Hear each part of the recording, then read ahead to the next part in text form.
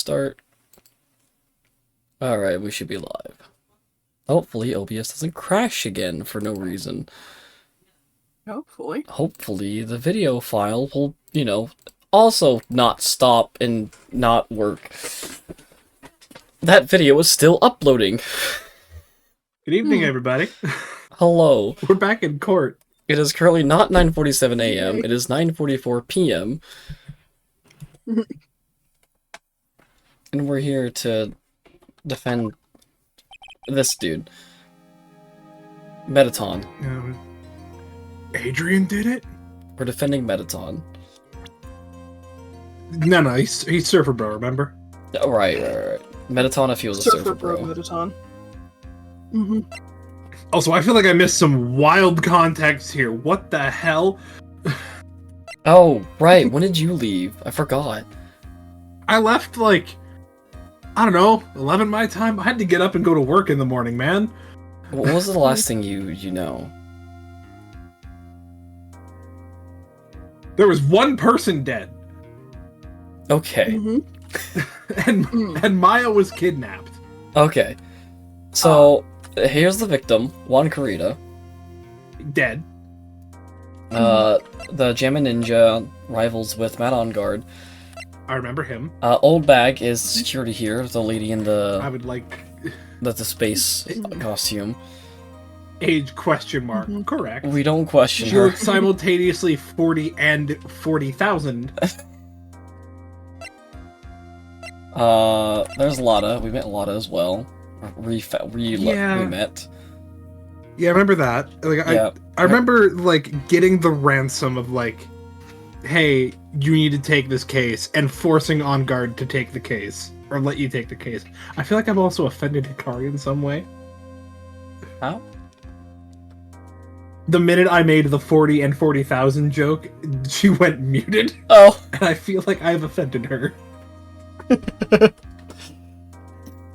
Okay, if I recall correctly, after we got On Guard to take our case, or after we took On Guard's case, yes. Yeah, let On Guard let you take the case. Yes. We did some investigating.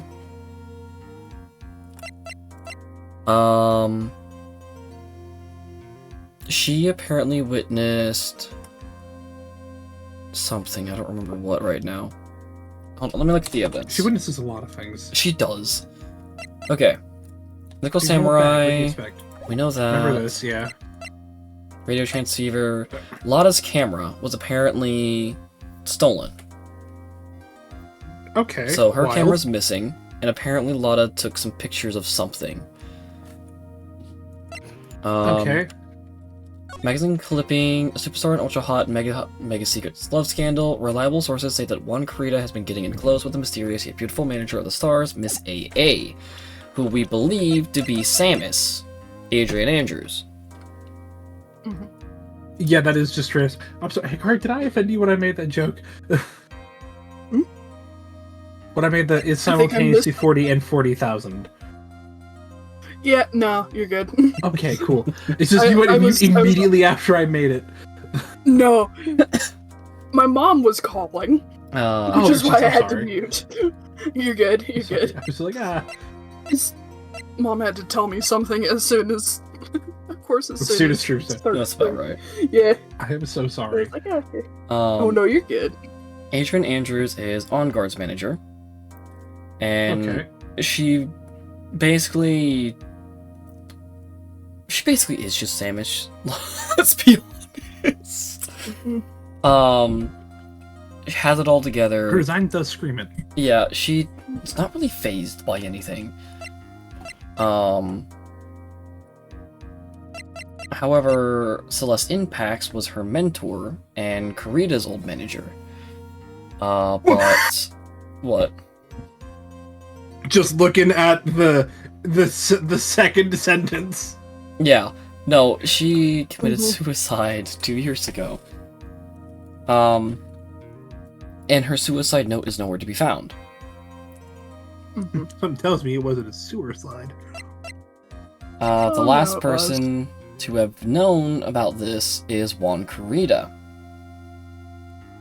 That scandal is between Juan Corrida and AA is believed to be Adrian Andrews trying to get close to Juan to get that suicide note. I can see it. Did I mention that Adrian also tried to kill herself because Celeste died? I'm sorry, what? Yeah. After her mentor killed herself, Adrian Andrews tried to do the same. Mhm.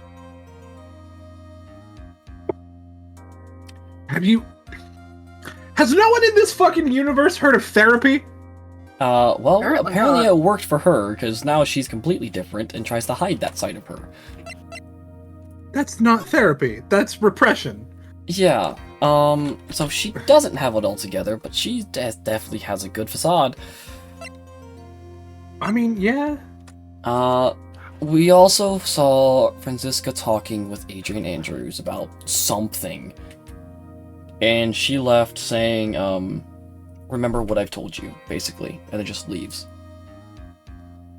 Okay. Moving on. That's that.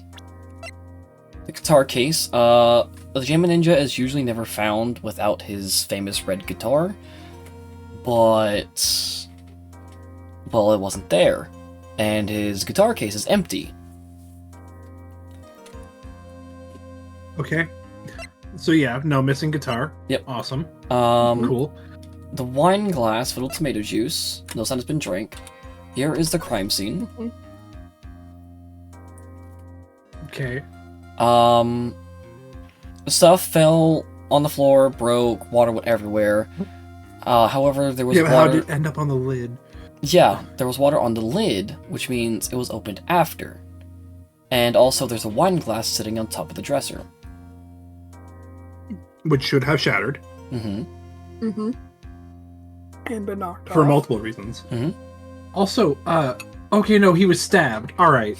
Yep, no, he was stabbed, and Mhm. one of the buttons is taken off. Mhm. And put on The pants of... on guards. Yeah, his suit. Mhm. I believe the knife has his handprints on it. Question: how? Probably taken from his room. Because they had lunch. Yeah, fair enough. T-bone steaks, of course. The current running theory That's is such a mess. Adrian Andrews took the knife, went to Juan Corrida, and stabbed him. That is the current theory. I believe. Mm-hmm. Fair. Because she has a lot more motive to kill him than OnGuard does. Yeah, but she's also gonna sink. Well, I mean, you know, I guess if she's getting the suicide note that she wants, Hmm. what does she care about her career? Mhm. But she is also tanking her career. Yes. Mm-hmm. Edgeworth is back.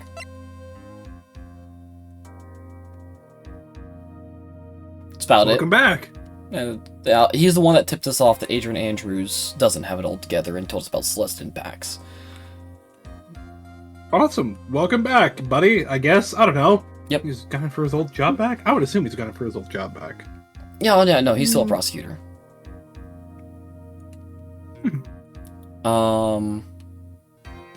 Other than that, I think the other most important, the other biggest thing was that Andrews was holding some sort of card with like a shell on it, and she's not sure where she found it. It was just kind of found in her purse. Bullshit. And then Maya's side of things, because we actually get to do a few things with her.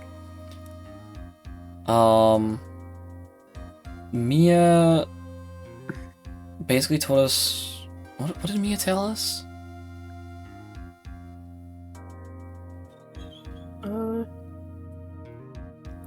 Oh, I think she was just saying that Probably- she was going to say a few things and then we switched to Maya, right? Yeah, and the fact that Maya is safe and just this is what she got to see. Mm-hmm. She's basically in some sort of wine cellar. She hasn't been fed, so she's hungry. And it's been about a day. Yeah, because you have to win the case today. Today. Mm-hmm. Also, when we were investigating with Maya, she was trying to open a door, but it was locked. So she's like, oh, hey, maybe, I could slip something thin, like a card, through the door and unlock it that way. Well, she found a card with a shell on it. Mm-hmm. So she knew damn well where it was. She knew damn well where she got it from. Maybe. It's Maya has a card. It's a business card. Yeah. Maya has a card, and Adrian Andrews has a card. Mm-hmm. Was there anything else? Yeah, I don't trust this at all.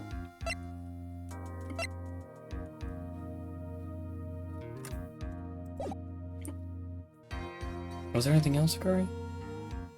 I think that's most everything. Okay. Alright, we'll continue then. That's what it looks like.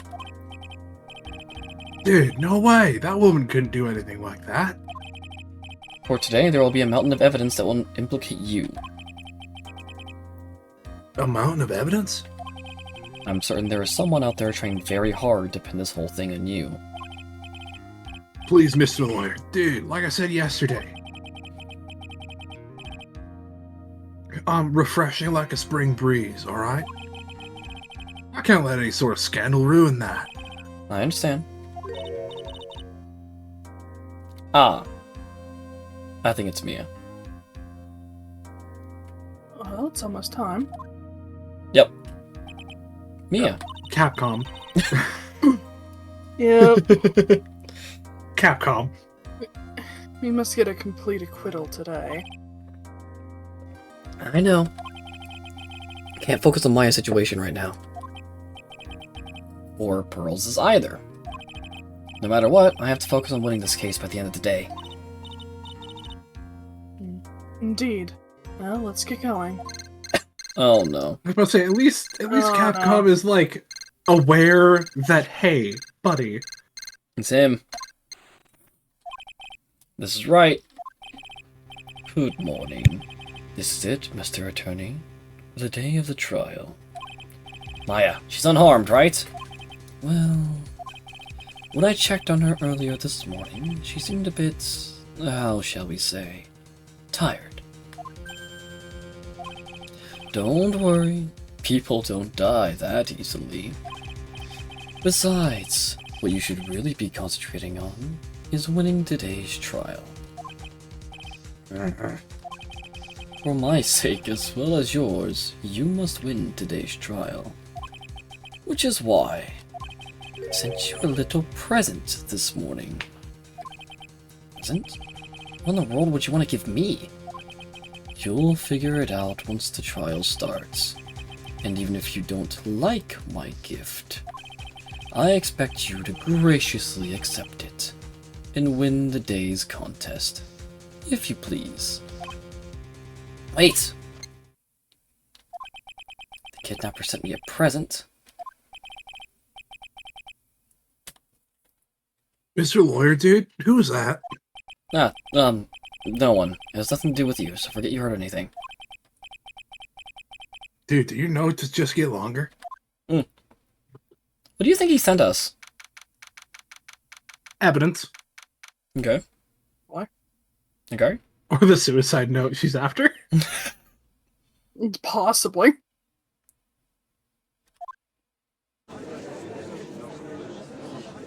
Huh. Court is now in session for the trial of Matt on guard. Are the prosecution and defense ready? The defense is ready, Your Honor. Franziska? Hmm. I say, Default Mr. judgment? Wright, what happened to Miss Von Karma?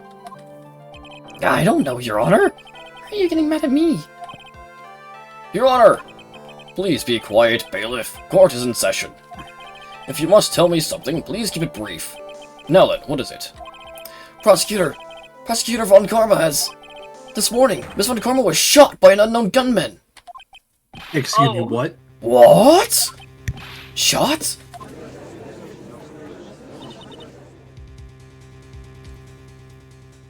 Somehow. I think this is the present the man was talking about. His present. Miss Von Karma is one of the top prosecutors in the country at the moment. If she were to disappear, it would be to your advantage. This is totally insane. Miss Von Karma, is she alright? Don't have that answer. Then why are you asking me what happened to her? She's alive and in stable condition. That's good. Phew. Hang on.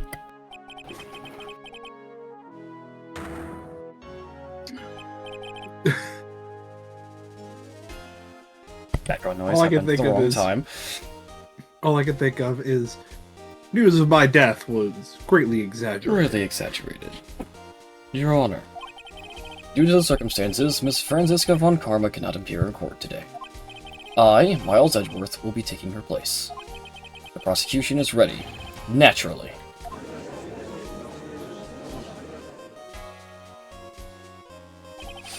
Miss Von Karma was shot at her right shoulder and is currently undergoing surgery. Yeah, that sounds familiar. Luckily, I have looked at this case over and am familiar with the details. Prosecution seeks to prove the guilt we are of... currently streaming. Oh, welcome back.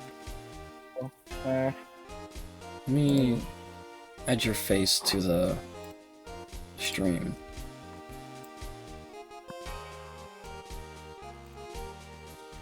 You're not worried about the ice bear with the axe. Never question the ice bear. Never question ice bear. What the heck am I moving around? Nope, not that.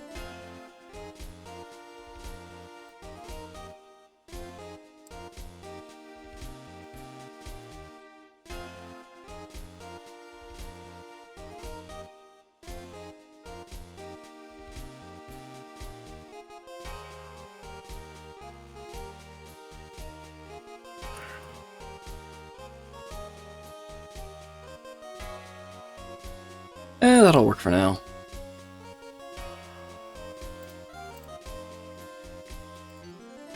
Prosecution seeks to prove the guilt of Mr. Matt Odgaard.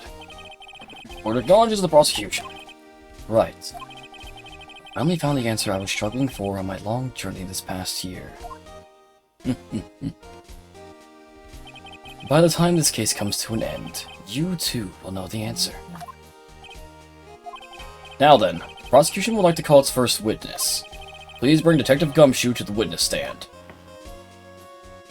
What's wrong, Gumshoe? Witness, your name and occupation. My name is Dick Gumshoe, sir. I'm a detective down at the precinct. For now. For now? After this trial's over, I'm supposed to turn in my badge, sir. Detective Gumshoe. Prosecution has no need for a depressed witness. Lift your head up and face forward like a proud officer, Detective Dick Gumshoe. Yes, sir! Now, let's have your testimony. If we want to explore the various facets of this case, we must start with that. Get ready, Phoenix. This is gonna be one very rough fight. Yeah, some flippin' gift. Yeah, well, it would have to be Edgeworth as my opponent. The answer he was struggling for. Interesting. Show me this answer you finally found, Edgeworth. Bare facts of the case. This murder happened after the Hero of Heroes Award ceremony, sir. The victim, Juan Corrida, was found dead in his hotel room. Looking into the cause of death, we believe he was definitely murdered, sir. Thanks, Gumshoe. The phrase believe and murdered should not go in the same sentence. He was killed. At first, we thought there was something suspicious about the empty guitar case. However, we later found out that the guitar case had nothing to do with the murder. Why would you add that? The award ceremony ended, the victim was alone in his room. Yes, sir. Both the victim and the defendant went alone to their room, sir. I see. Mr. Wright, you may begin your cross-examination. Alright, Gumshoe, what you got for me?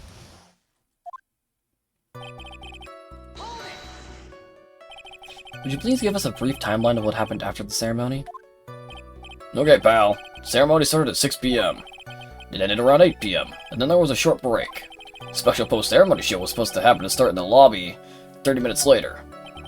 And that's when the victim's body was found, correct? Which is to say, the murder occurred during the 30-minute break period. Please continue with your testimony, Detective.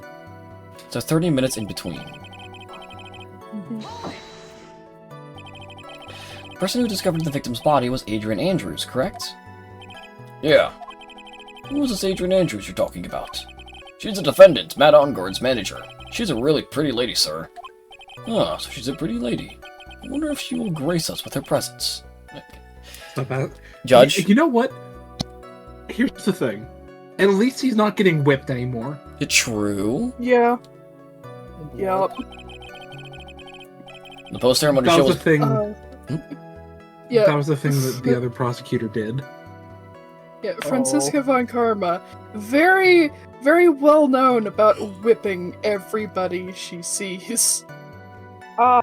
Info I constantly see. telling them that they're foolish fools who are like the foolishly foolish fools. She really Your loves the Honor, word I'm about fool. to act in self-defense. She really loves the word fool. Yep. There's a reason Ice Bear carries an axe. Yep. If you For can't her, whip, you specifically. can't cut your whip. The post-ceremony Actually, show was about to start. She went to get Mr. Ongard. After visiting his room, she next went to the victim's room to get him for the show, sir. I see. That's when she found the victim's body.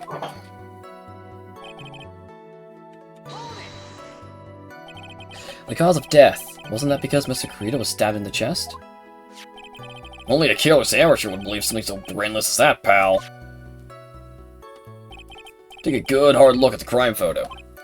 Now, a real person's attention will be drawn here, to this bandana. Banana.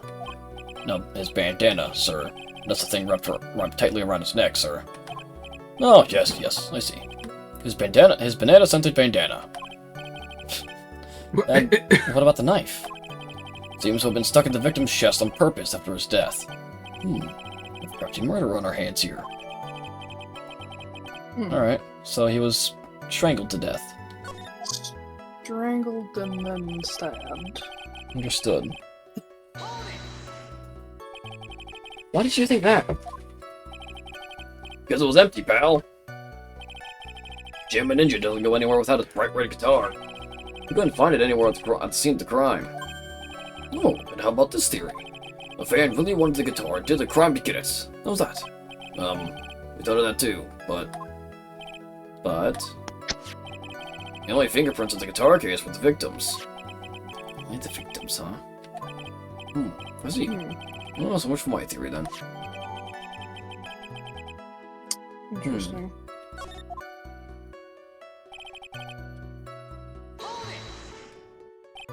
What convinced you it had nothing to do with the case? The guitar wasn't at the Gatewater Hotel that night. Well then, where was it?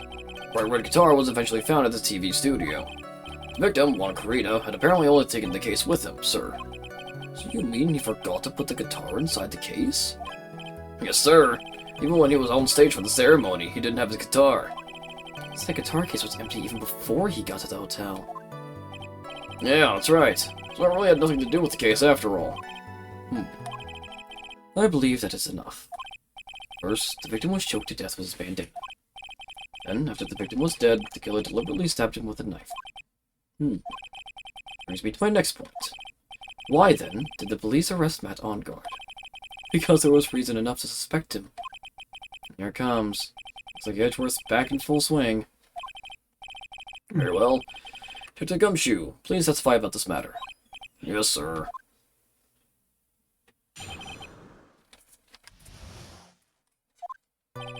Matt Ongard and Juan Corrida were huge rivals with each other. They each thought the other guy was in his way. That's motive enough in my book. As for evidence, there's the Gem and Ninja's button.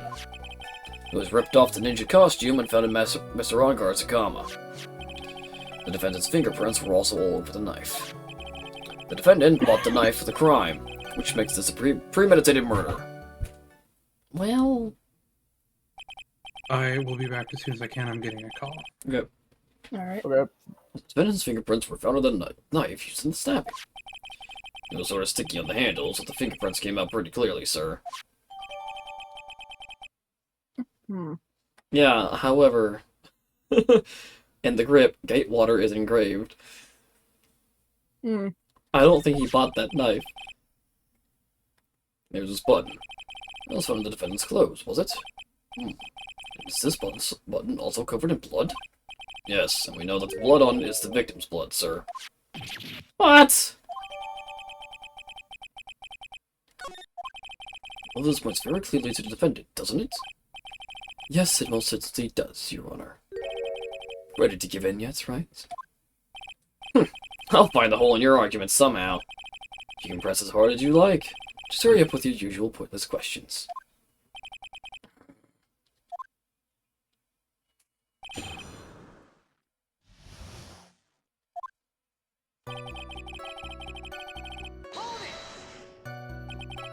But in terms of popularity, Mr. Enguarde won, did he not? Yeah. And you know what's ironic, pal? Lord Kurita was always one step behind Mr. Enguarde in everything. This year, it seemed like he'd finally caught up, ready for the big final showdown. But Mr. Kurita lost the Grand Prix in the end. It was too bad. He was been pretty downhearted after losing.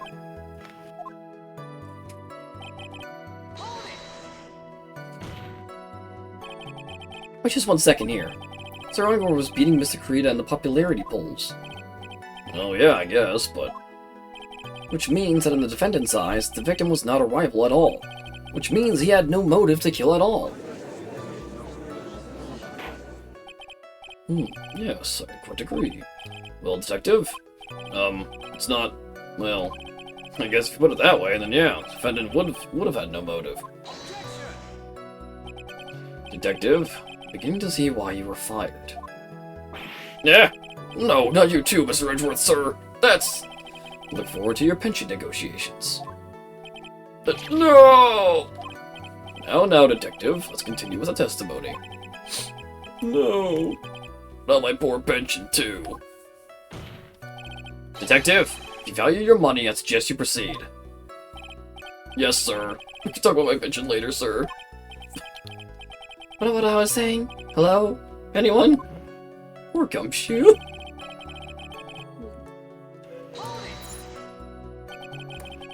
Have any proof that the button belonged to the victim? Huh? What do you mean, pal? Let me put it this way. I'm asking you if you have any evidence to back up your claim that this button was ripped off of the Gemma Ninja's costume. Huh? Can you tell by just by looking at it? Yeah, that victim's blood is on it. Anyone could have smeared that blood on there afterward. Sir Edgeworth! Help me, sir. Alright, I knew it'd be this piece of evidence. How to reel this one in. Thread. Huh? The button was attached to the costume by thread, obviously. And that thread snapped when the button was torn off. If you match up the end of the thread of the costume with the thread on the button, it's a perfect match. Yeah, that's it! They're a perfect match, pal! Yeah.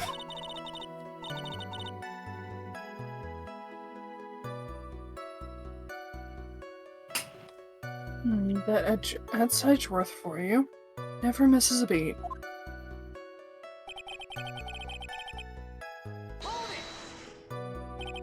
When was this button found?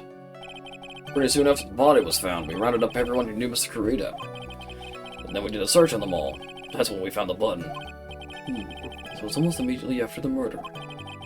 Police didn't have the free time to lollygag and play tricks, unlike some people. Hey! What are you trying to say about me here?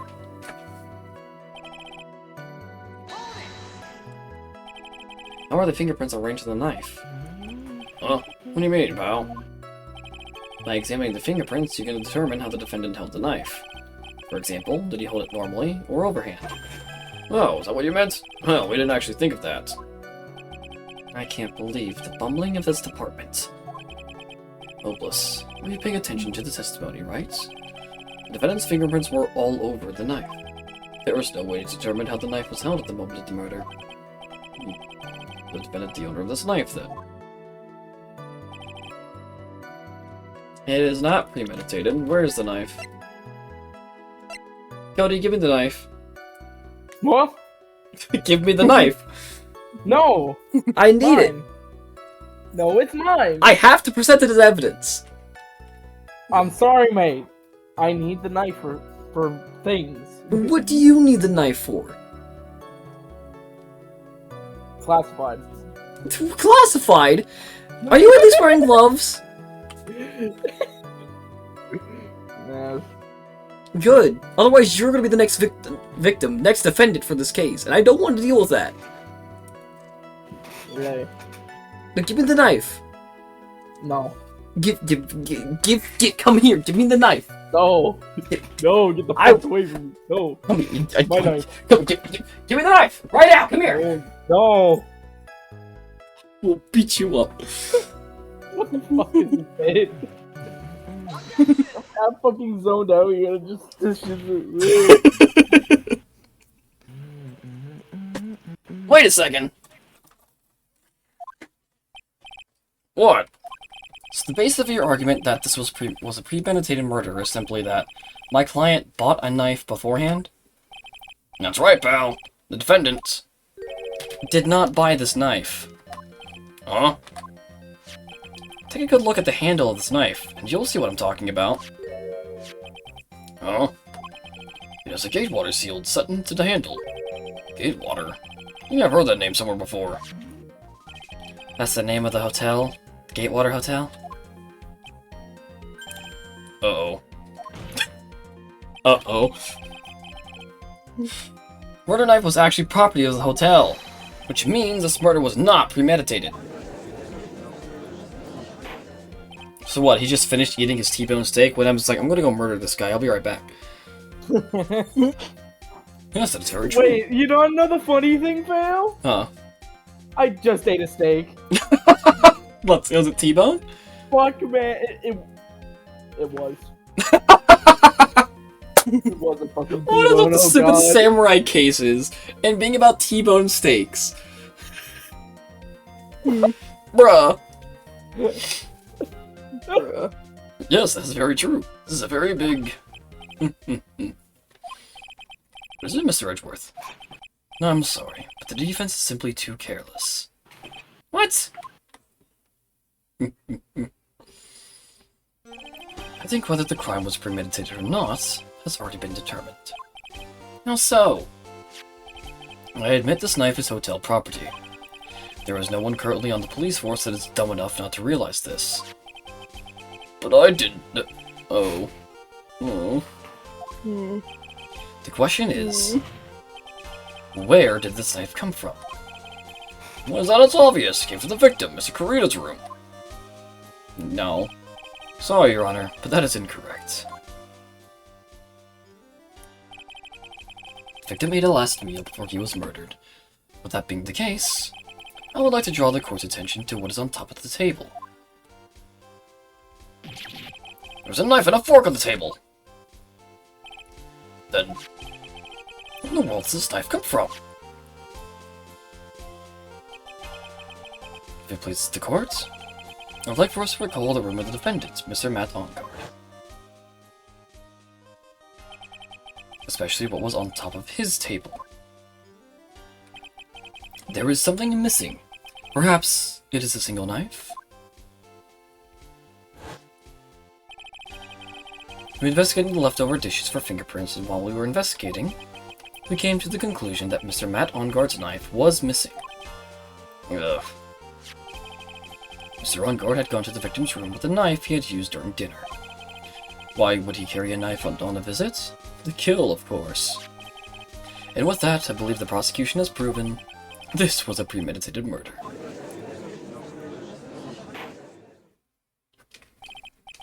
Amazing, Mr. Edgeworth. Absolutely brilliant. A brilliantly clear deduction. Oh boy. It seems like Edgeworth had this plan from the very beginning. This must be one of those traps. I just walked headlong into it. Oh, hello. I can open a booster pack. Oh, nice. Oh God, not again. Murder weapon with fingerprints and a button from the victim's costume. There is quite a sizable amount of evidence here. I can safely say that any further deliberation is a waste of Your Honor's time. Although, I wouldn't mind if the defense were to present evidence not yet shown to the court. Evidence not yet shown? He means evidence that the court hasn't seen yet. In other words, new evidence. What does the defense have to say about this, Mr. Wright? Well... Phoenix. The judge is favoring the prosecution right now. You don't say! If we answer with something wrong here... That gavel of his will be ringing out to the sound of our defeat. Mr. Wright, do you have something important and necessary to present to this court? Do we? I don't think so. We don't know what this evidence is, either. I don't even know if he knows. I mean... The only thing I can think of is the wine glass or the guitar case, but they already know about the guitar case. Mm-hmm. We don't need to talk about the suicide reports, that's not relevant. Mm-hmm.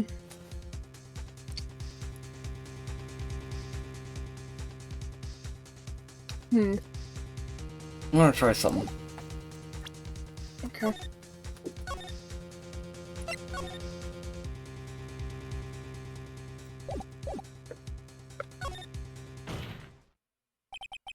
There's one piece of evidence that catches my attention.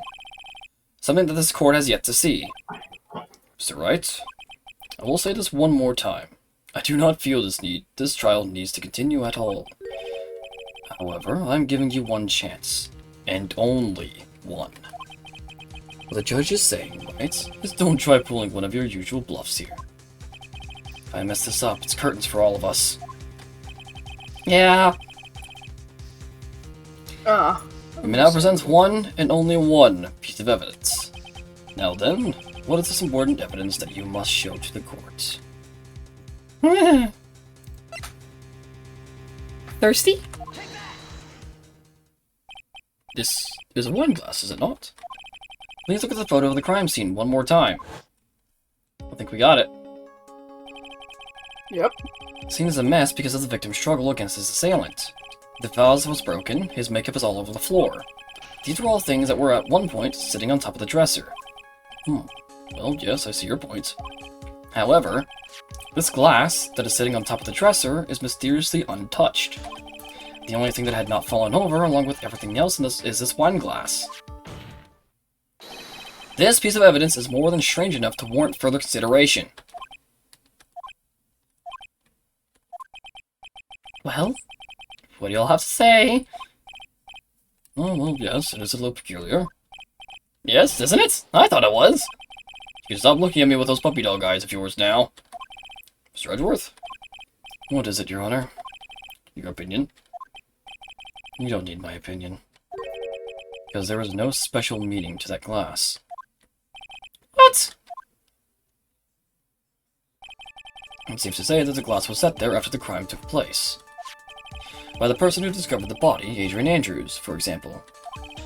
She could have easily been so shocked that she set the glass down without thinking. Does sound very plausible, Mr. Wright. Would she have really set that glass down? No! Heck no! If I appear weak here, the trial's over. What, you just walk into the room, you're dead. Let me, just continue having a conversation with you while I pour this drink. Oh, wait, you're dead. Mm-hmm. Let me set this down real quick and call the police. No! I can look for my proof later. For now, I should trust my instinct and point with certainty.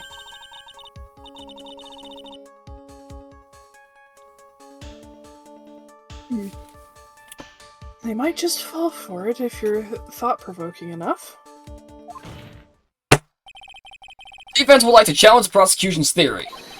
We would like to see something that proves it was Miss Andrews who set the cup on the table. Turn the situation on its head yet again, as usual.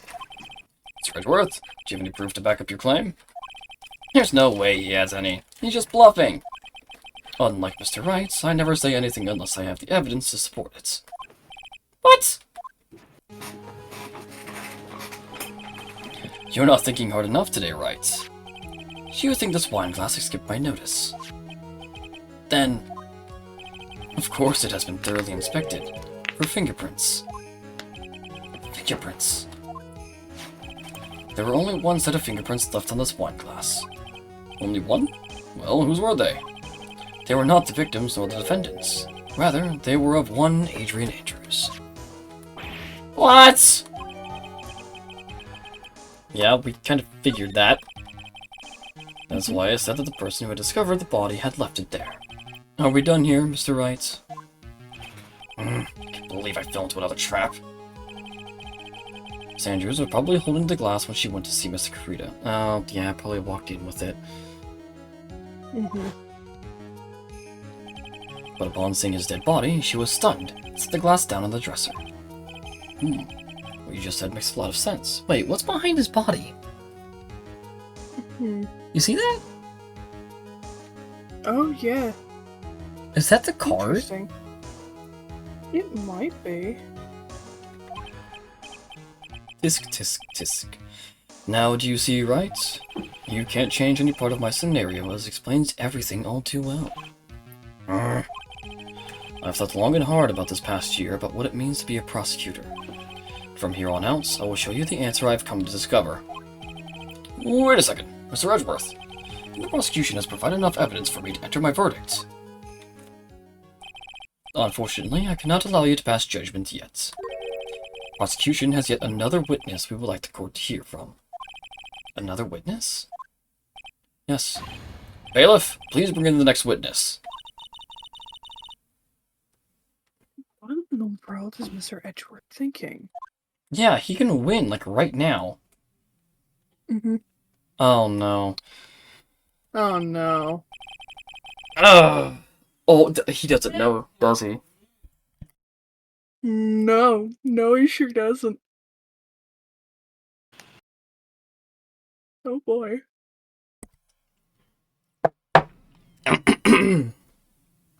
This is gonna be funny.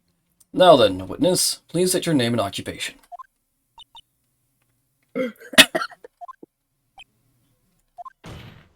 Witness, your name and occupation, please.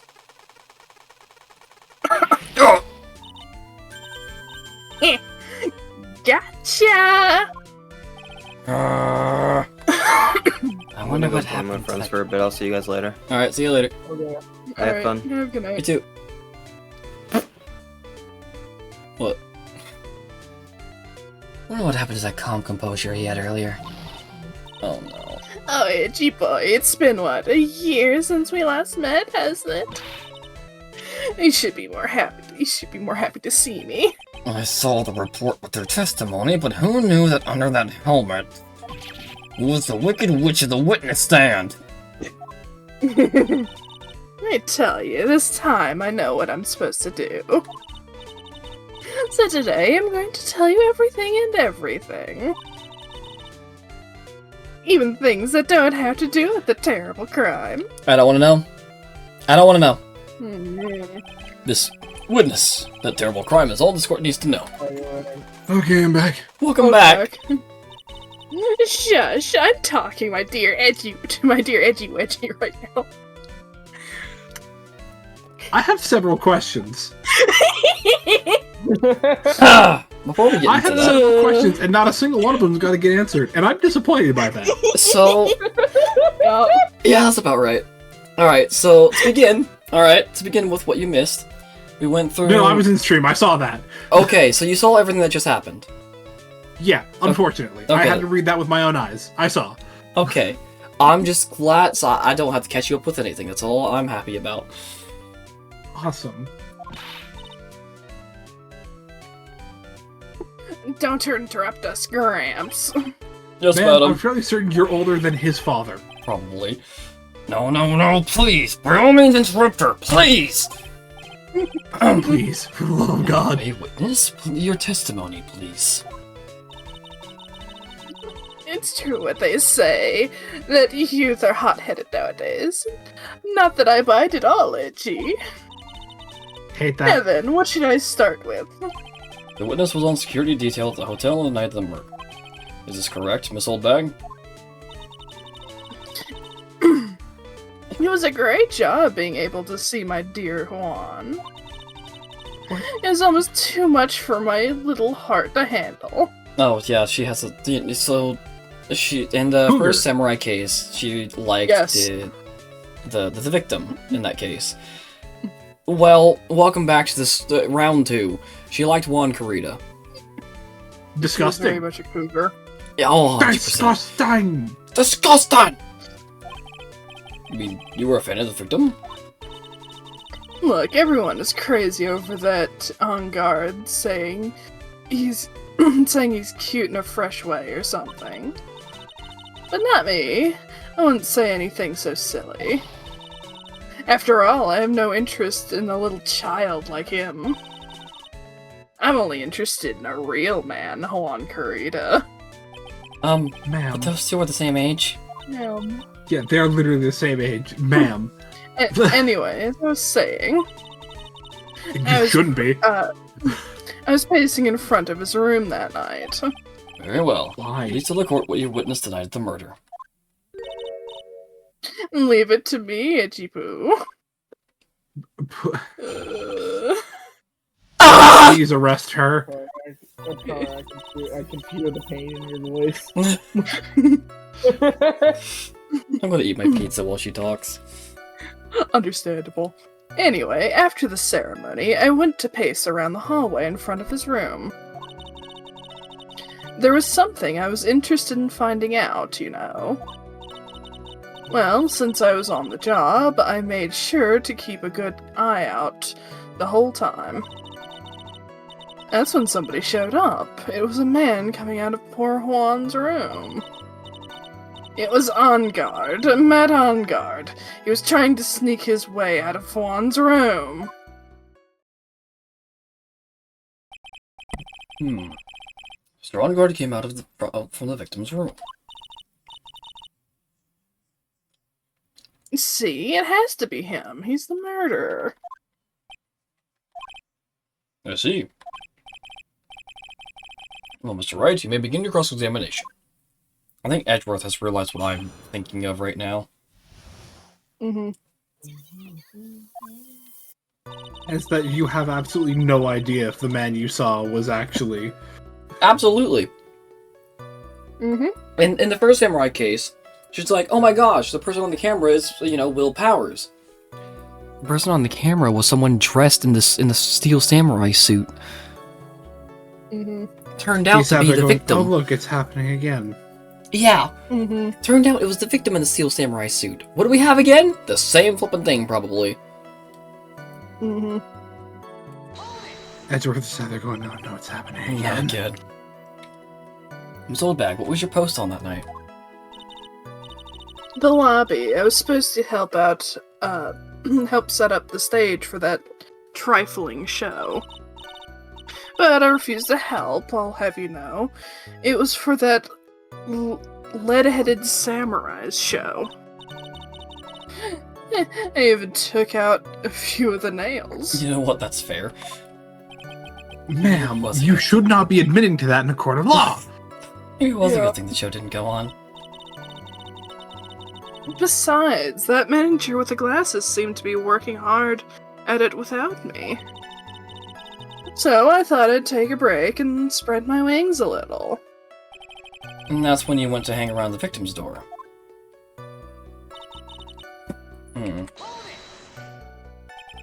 Something you were interested in? Just what was that?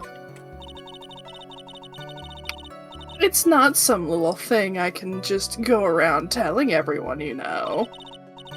It's top secret between me and Juan. And Edgy-Poo, of course. Mr. Edgeworth? Gross. What is this Again. thing she was interested in? I have no idea. I despise gossip, Your Honor. Gossip? Thank you. Should it prove relevant, we can always have it appended to her testimony later. It looks like we shouldn't force it right now. And did the witness stay in the vicinity of the victim's door the entire time?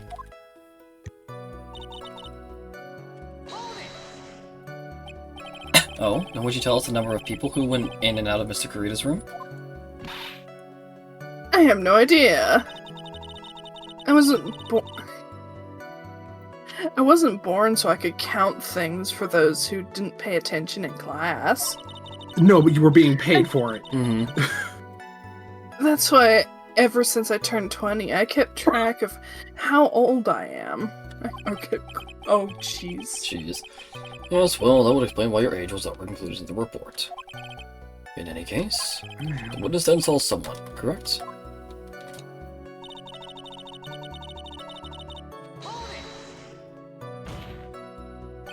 Who in the world was that? I'm not allowed to say. This sort of information has to be carefully guarded from the masses, Sonny. Also, she has a wedding ring on. She's married. Yep. Mm-hmm. The man that came out of Juan's room, he was... Yes, he was. I'm too scared. I can't say his name out I'm loud. gonna punch an old lady. Yup.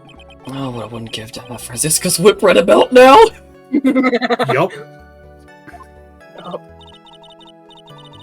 Well, I guess I can tell you, since he was such a bad boy anyway. Please don't say that ever again.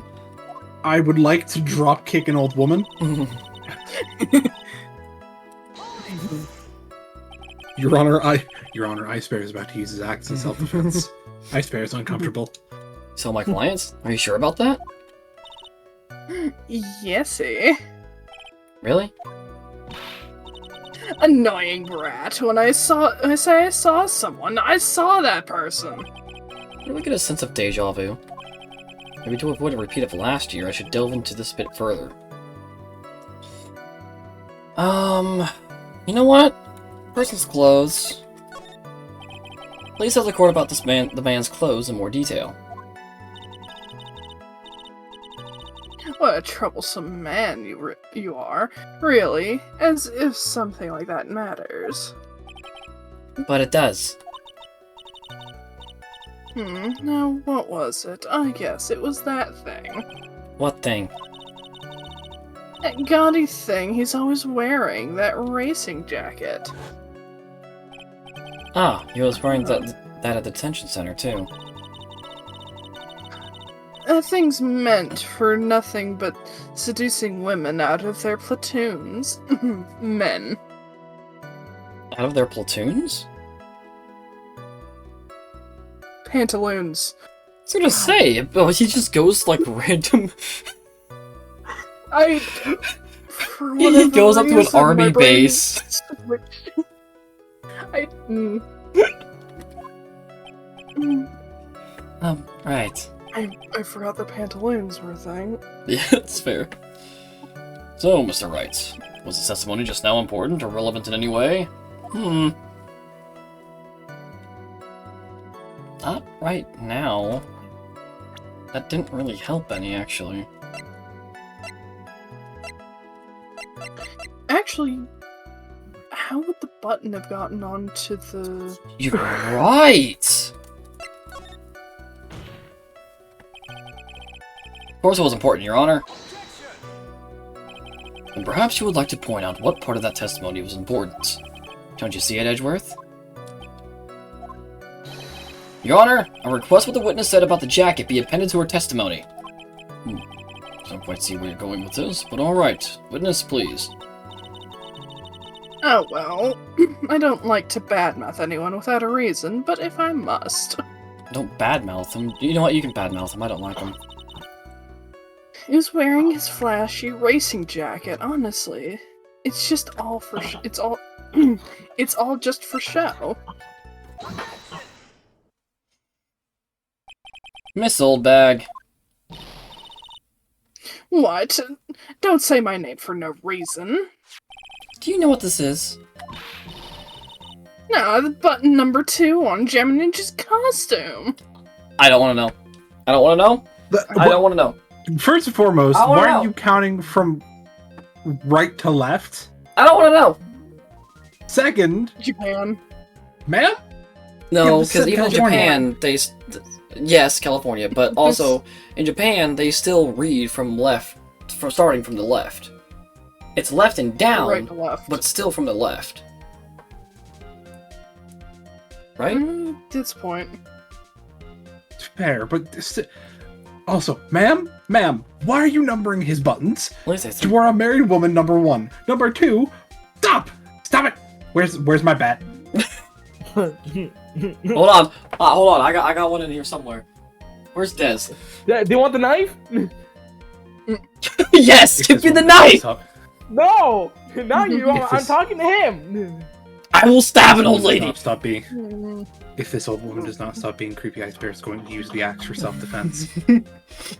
Can the bird have the knife? Just this I'll once. think about it. Ice Bear requests that the bird has the knife. Yeah. There's actually a steak knife Nice on my bed, by the way. I actually have a fucking knife. I mean, I can get a Because machete. I was eating a steak. I can grab a machete. Understandable. Wait, actually? Yeah. You just have that? Yeah. Why? You don't have a knife sitting next to your keyboard? Yeah, It's actually in I my closet don't. I right have now. a pair of kitchen shears though. Yeah, I just Why got does like a everyone pocket have knife sitting knives? next. Why don't you have knives? I have a pocket I knife. do! I have 2 pocket knives sitting next to my desk, and I have a machete in my closet. I have a steak knife. And I have an arrow somewhere in here. Yeah, no, having a steak knife's all well and good, but I mean like knife. Where did that arrow go? I don't have an. I mean, there's a hunting knife in my drawer. Go Oh, grab. there's the arrow. Where did I put my sword? Yeah, you don't have have a the sword? swords.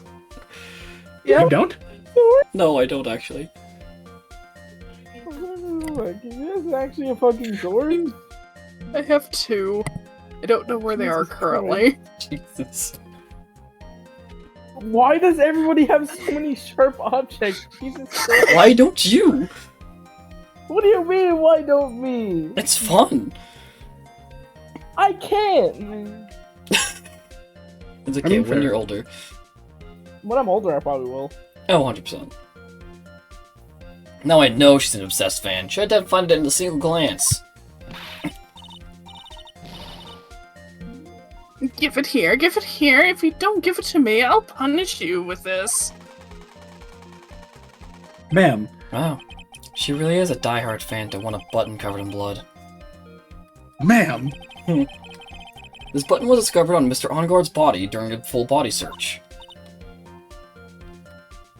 See? This button proves beyond a shadow of a doubt it was that rascal on guard. He was caught up in the pleats of his Nickel Samurai Hakama pants. See? And on guard is the Nickel Samurai. Witness! Now, it may just be me, and I do have an active imagination. Just now, didn't you say the defendant, Matt Onguard, was wearing his usual racing jacket? Ah, I'm so sorry. I'm so sorry that you judge people based on what they wear. Ma'am, you were doing that 2 seconds ago. Oh my god, yeah, I mean, like, And seriously. Here we go. And now you're into this big ol' spiel. What are you talking about CDs for? What? Curling? Curling? Stop shooting me! Ma'am, Ma'am, this feels like I don't care. a certain somebody Uh-huh. in a house. What? The house may be white, Oh.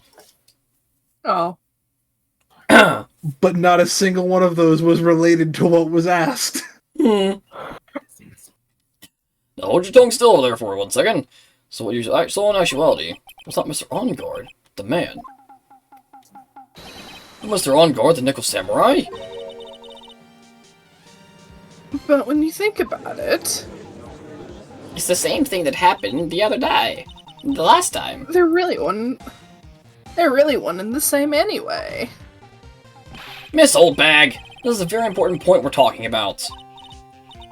Edgy Poo, what do you think so? Do you think so too? He's gonna walk out of this courtroom. He really is. Well, it might be something worth considering. Just say it's important and agree with me for a change. Witness, think carefully and try to remember as much as you can before you testify. Alright, if you insist. I should be the one sighing, not you. I am! Boy. On guard, on guard. Yes, now I remember. Oh my The God. Nickel Samurai, that's right. It was the Nickel Samurai that I saw. Yes, it would have been convenient for him to wear his costume during the murder. He had to go to that post-ceremony stage show right after the crime, you know. So he must have worn that Nickel Samurai costume when he was stabbing poor Juan.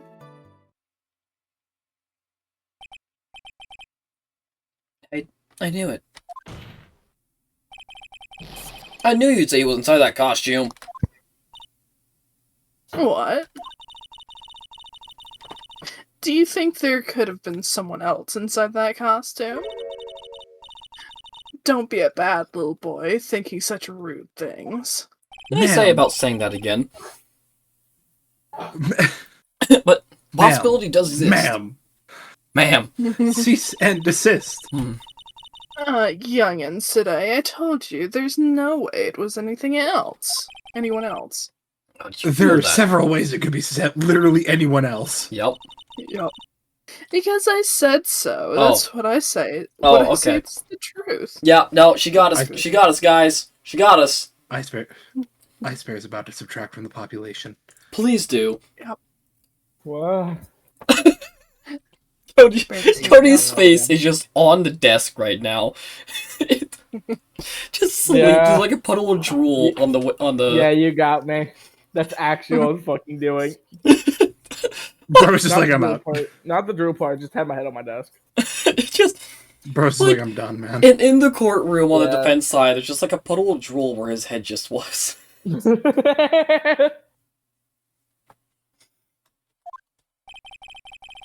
At least she's just as delightful a witness as she was a year ago.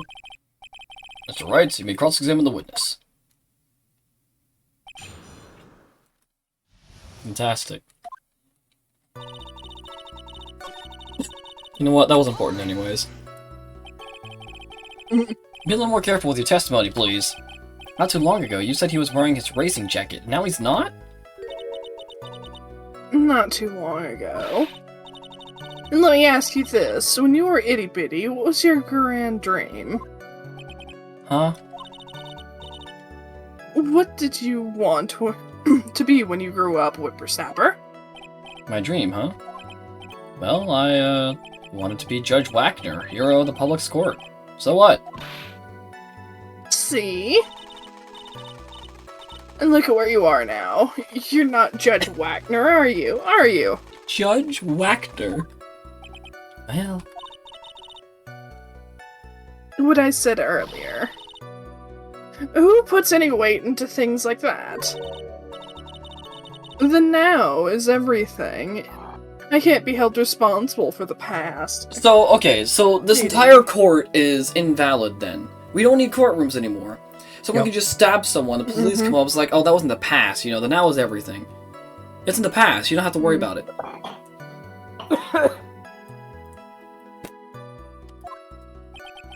Since when did court become theatrics over testimonies? Since you started this job, apparently.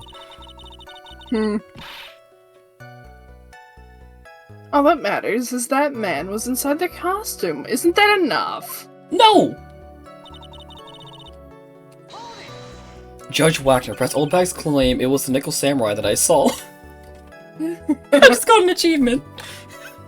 That is funny. Why would that be?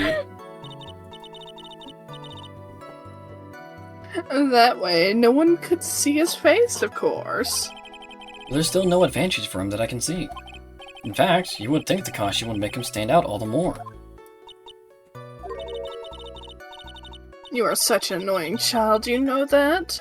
You disagree with everything I say. Isn't that what That's you're his job. always doing to me? Exactly. I got it. Maybe it was more troublesome for him to change in and out of his costume. That's valid. Yeah. Not even little. Ma'am? Is there anyone else that's scheduled to appear at the You know, that thing. Well, all the contestants are supposed to go on stage in a friendly gesture thing. And that included the Gemma Ninja?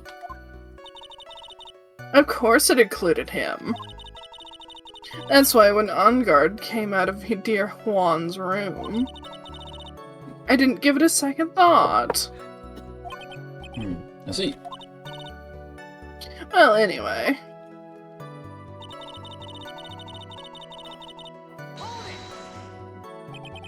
So let me ask you one last time.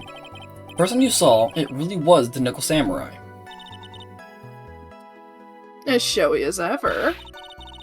Haven't I been saying that from the very beginning? Can I throw in the towel yet? You don't need to think too hard on this one. Huh? There's a contradiction in her testimony, and it's sitting in plain sight. The question is, what that contradiction means for us. Well, I'll have to figure out what you're talking about first, but okay.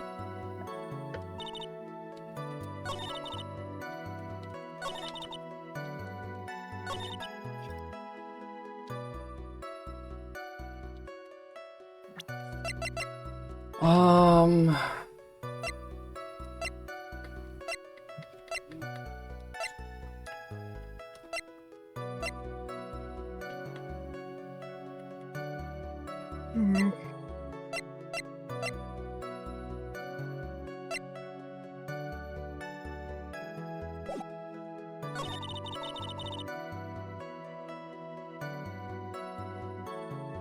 Oh, wait a sec. Ah.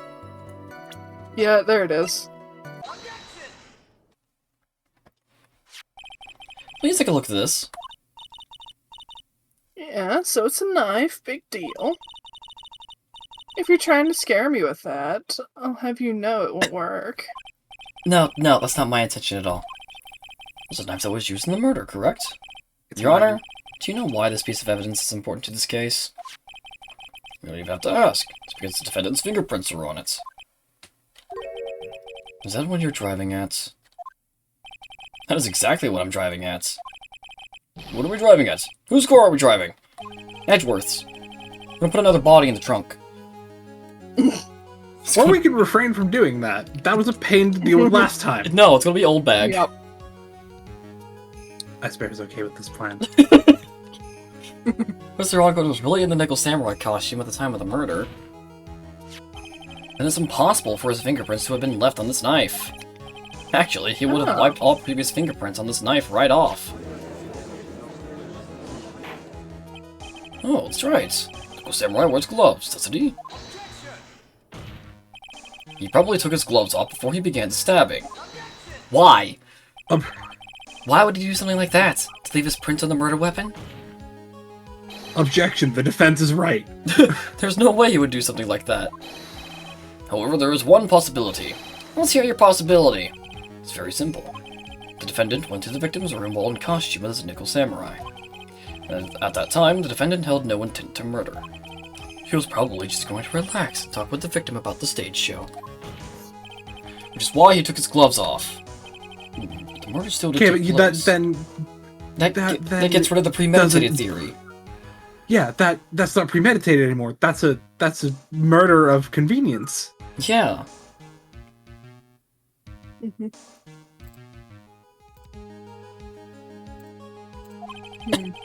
It's well known that there was bad blood between the defendant and the victim. Yes, I have heard that before. Well, Mr. Wright, what do you have to say about Mr. Edwards' theory? Let me get this straight. Edwards' theory goes like this. When the defendant went to the victim's room, he had no intention of killing him. Now, up to this point, are there any problems with his theory? Yes. This theory contradicts something in an earlier testimony. What are you babbling about? Now, for argument's sake, let's suppose Mr. Onguard was the killer. If that's the case, I think it's impossible for the killer to have gone to the victim's room without intent.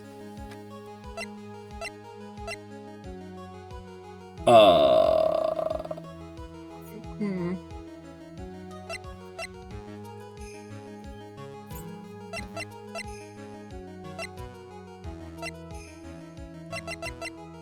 Okay, how do I say...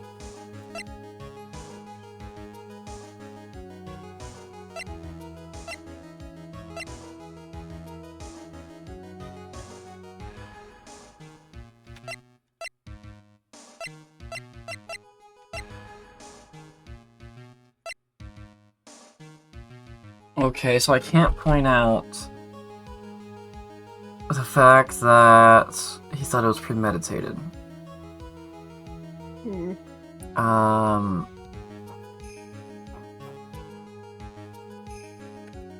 We're trying to prove that he could have gone there with intent, correct? Mm-hmm. Yeah, like their entire case is built around the fact that he went there with the intent to kill Juan. And now it's the opposite. And now their argument is, well, no, he was just there to relax and talk about the stage show, which is not what you built your case on. Yeah, but I can't I can't show or tell them that. It's upsetting. I need to present something else.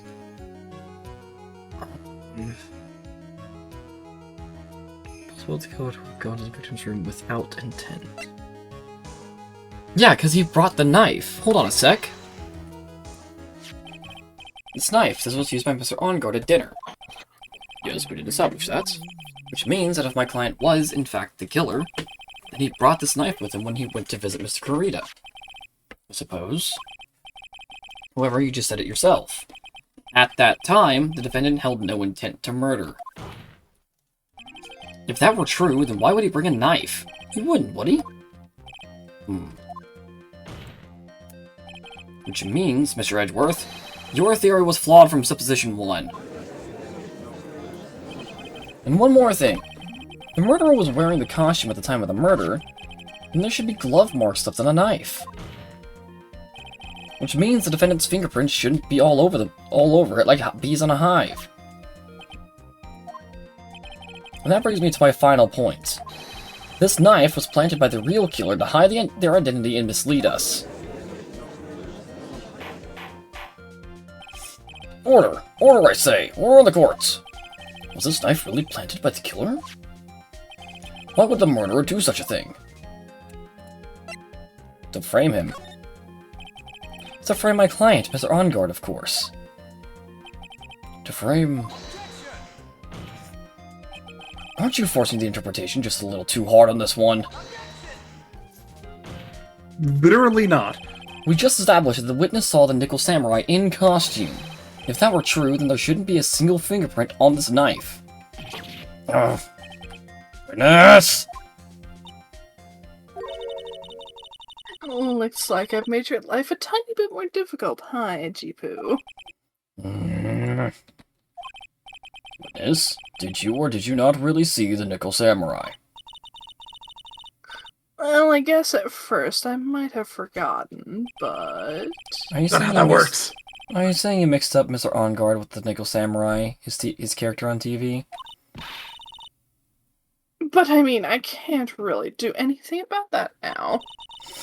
Look, I was waiting around in front of their doors because, well, I wasn't waiting around for the Nickel Samurai, that's for sure. She wasn't waiting for the Nickel Samurai. Alright then. Who were you waiting around for then?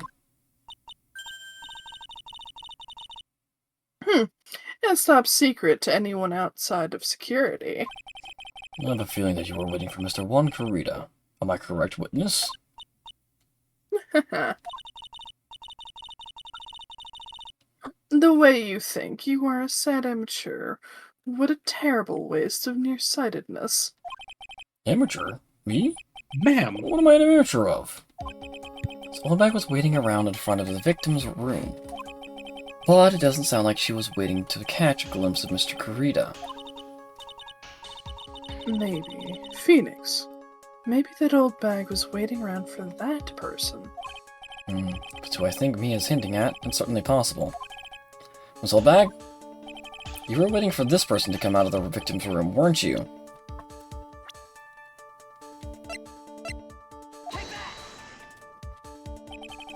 Who's this person? This is Adrian Andrews, Mr. Ongar's manager. Why would the defendant's manager be in the victim's room? Seems that this is the latest rumor in circulation, Your Honor. No, this is... Well, this is... Ah, I see. Giratina reading something spicy.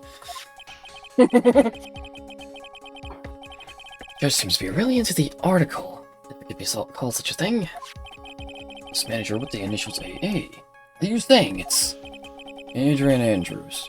Without a doubt, the witness thought so as well. Looks like you found me out.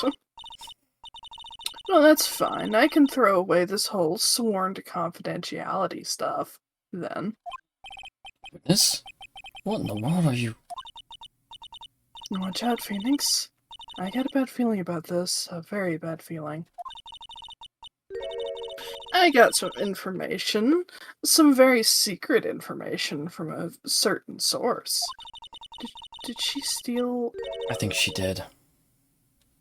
So that's why I was doing my own little investigation in secret, of course.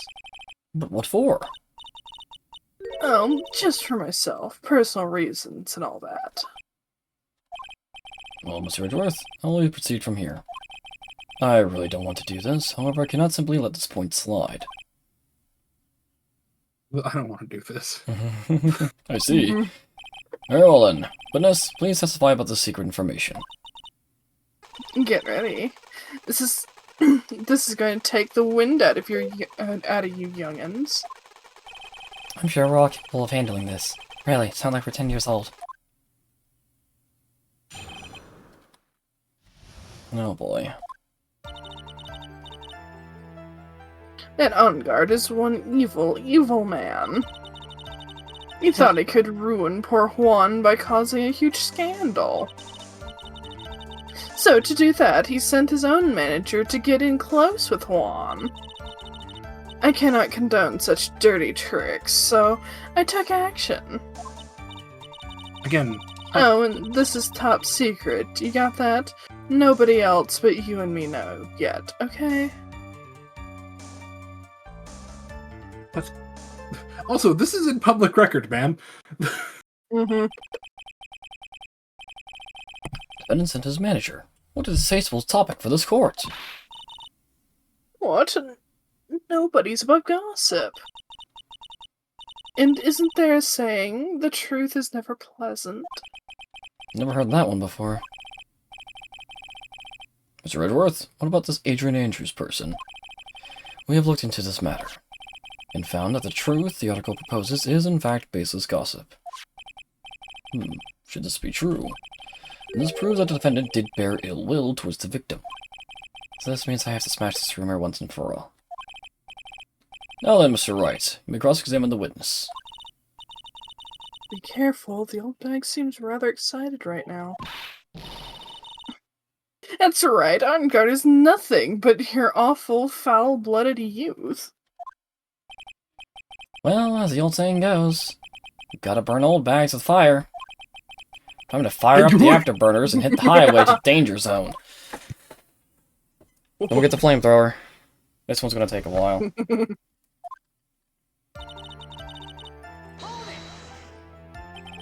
can't say something like that without proof. Just slander. And it's true, that woman was getting intimate with poor Juan. I mean, that is true. Look, it says right here, doesn't it? Manager to the stars, Miss AA. The name of the magazine this came from is Gossipland. What, are you saying that gossip is all just a pack of lies? Yeah. Yes, explicitly. What do you know? I suppose next you'll swear to me that the news is 100% truth. Not always. Man, this feels awfully familiar. I'm taken out back and shot. Honestly, Sonny, you can't discriminate between the news and gossip. Yes, you can. Yeah, discrimination is bad, Mr. Wright. One of them is verified. When did I do anything like that? Anyway, On Guard will never get to say touche.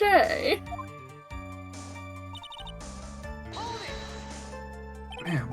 Scandal? What do you mean by that? You're a dim-witted one, aren't you? I can't believe you don't know what a scandal is. Not Honestly, these what are guys. they teaching kids in middle school these days? No. Not that. I'm not asking what the word scandal means. Even I know that much. Well, that On Guard thought he could own a monopoly on popularity. Doubtful? I don't have any proof that Mr. Ongard did any such thing. You must be suffering from shock, the shock of hearing the truth. And now, since you're in so much shock, you can't do anything right. You're right. I can't do anything. But boy, do I wish I could do something about you. Mood. Alright then, Sonny, show me what you got. A knife! No! As if you- Can you show me proof that On Guard didn't bear any ill will towards Juan? No? No, because like you're asking me to prove a negative. That's not how this works. Like...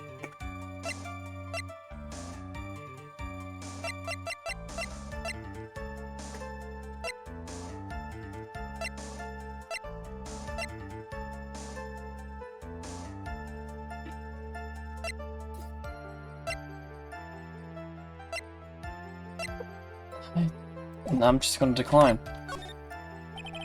I don't have anything to offer.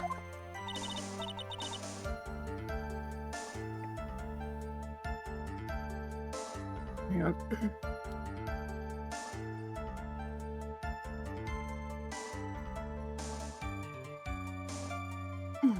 See, just as I thought.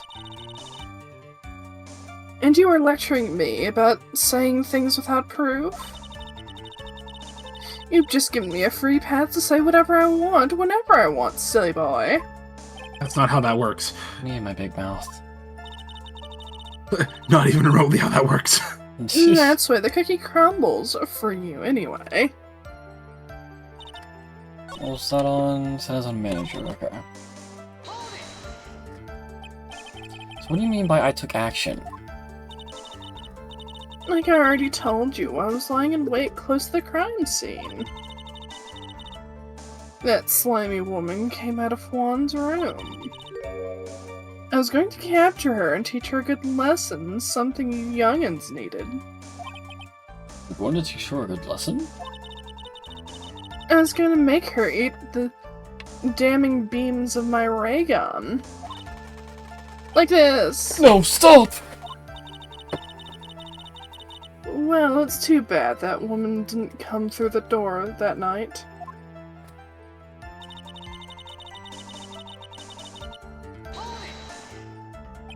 Wait, What? I'm a busy woman. Tea time with the kids is over. secret information that no one else knows yet. If that's true, then how do you know the secret information? Huh? Well, that's because I'm a pro. Yes, that's it. Don't know how that works. It's a secret. Even if you drilled a hole into my brain, you'll never find out. How in the world did old bats get such a secret piece of information?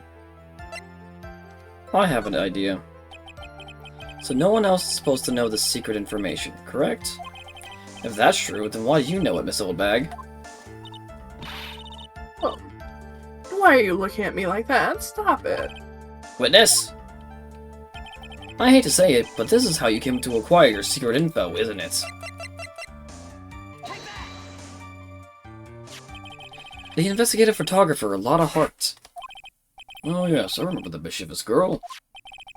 She reported that she had lost a certain note she had written to herself. She reported such a thing? On that piece of paper, she had written down some of her outraged impressions about the relationship between the victim and Miss Andrews. What? Outrageous ideas, you say? No, I said impressions. And then... And everything written on this piece of paper is completely meaningless? Got her. Yep. Ah, that's it. That's the note. Ah! Ah! No! You see? This is something completely different. This is No? my top secret list of groceries to buy. 2 bottles of red wine. A package of cookies for the grandkids. Also, no, like, Hmm. Then you are the one who took Miss Hart's note.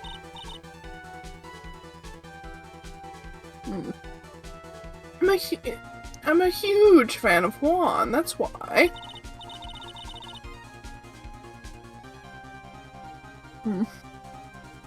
That infamous puffy-haired whippersnapper. She's working with that evil On Guard. She said so herself. On Guard, I'm his sidekick. She was so happy, smiling like a silly duck. I was only checking what she had written.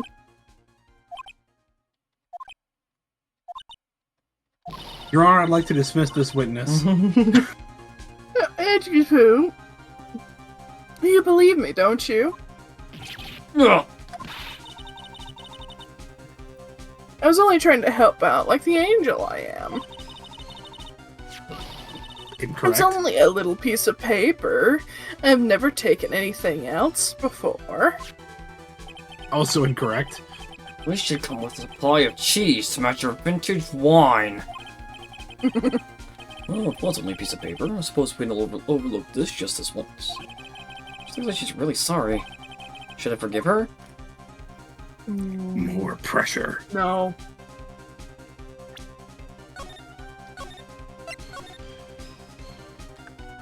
Here's the question. Where'd that note come from? Mm-hmm.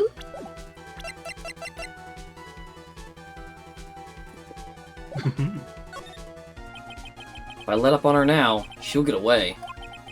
I have to find some way to inflict a deafening blow to the prosecution. Witness! You said that the only thing you stole was that note. Is this correct? So stole? Why didn't you listen more carefully, you annoying brat? I saved this piece of paper from the terrible, lonely trash can, that's all. You're lying, damn it, and I can prove it. Are you putting my credibility under scrutiny again? Oh yeah. Miss Oldbag, I don't believe that the note is the only thing you stole that night. Miss Oldbag, that note was the camera inside its case, wasn't it? The camera? Yesterday, Lotta Hart was raising a huge stink over her camera. She kept saying something like, "My sweet $1,600 camera disappeared on me." Why, witness! What is it, Gramps? If you have the note, then it's only logical that you have the camera, too. Looks like you found me out again, Sonny. Is this the camera that you're looking for? How'd you hide that? You know what? I don't want to know. Ma'am, where? Ma'am, I have several questions, and none of which I want to have. Right. What? Even though I look like this, I'm still a person, you know. I still eat meals like you, I still fall in love, and I borrow things from people. Ma'am, that's not how that works. It's a little off. I saw that woman's business card, and that's when I noticed... that's when I noticed it said... Slimebag Celebrity Photographer Extraordinaire.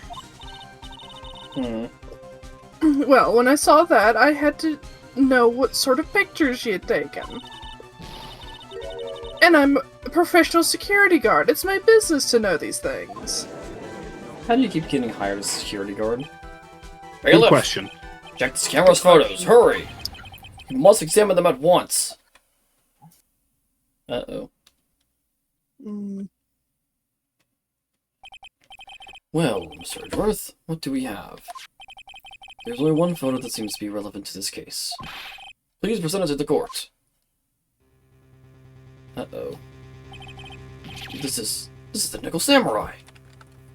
But he's wearing the gloves. It's not Matt. Oh, it's not.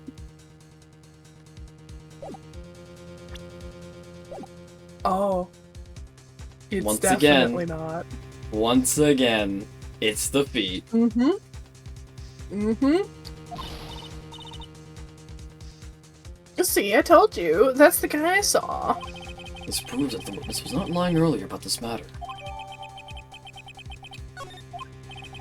What does all this mean, Mr. Edgeworth? This photo by itself does not prove that the person in it is the defendant. However, in his own confession, Mr. Ongard clearly stated that at the time of the murder, he was still in his Nickel Samurai costume. If that is the case, then this Nickel Samurai is the defendant. Wrong. Wrong. How did it come to this? Wrongo. I think this brings us to the end. We have examined every piece of evidence thoroughly. Final comments, Mr. Wright? The court will consider them before we close. Do you agree that this photo is decisive evidence against your client? This photo really is decisive, then we're done for! If I raise an objection here and blow it, then I would put Maya's life in jeopardy. Can't make a mistake here. There's only one road out of this mess. This photo that Lotta took, there's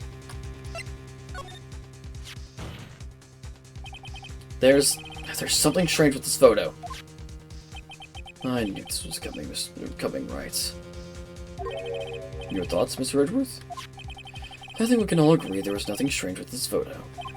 There was no way for the defense to debunk this photo, even with a bunker buster.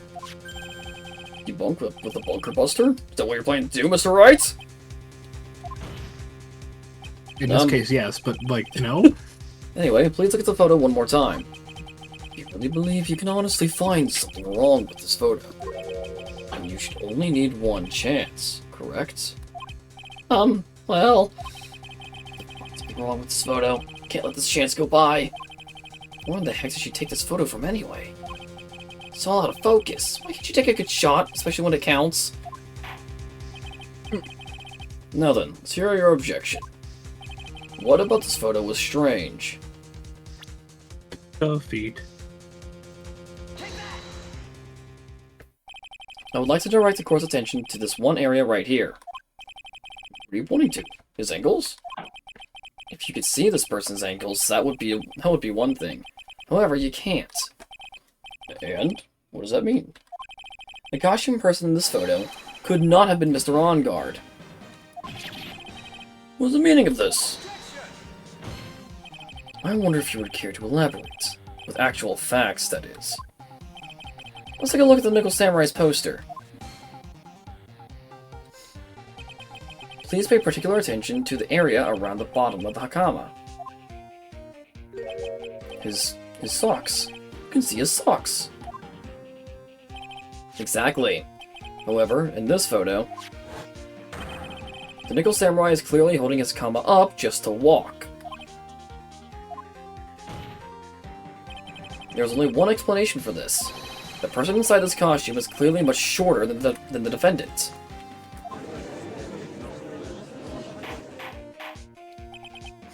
Alright, I think I've turned things around for myself this time. That's curious. Huh? What is? Edgeworth is unusually calm today. Yeah, I've been noticing that. It's true. I don't like this. He's just letting the trial run itself, as if he's only along for the ride. Along for the ride? What do you mean by that?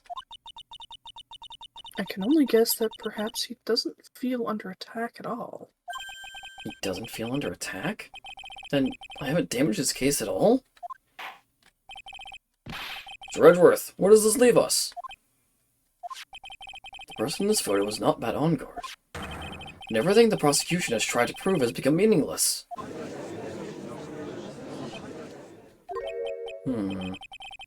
Figured it would come to this. What? Right, I have something I want to ask you. I think you have proven that the person inside this costume is not Matt Enguarde. In that case, who is this a photo of? I don't know, it's not my job to know. Is the person wearing the Nickel Samurai costume?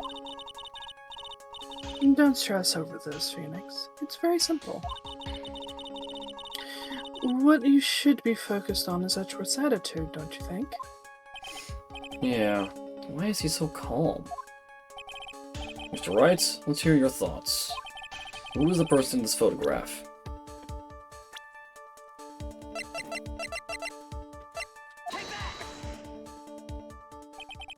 Adrian Andrews?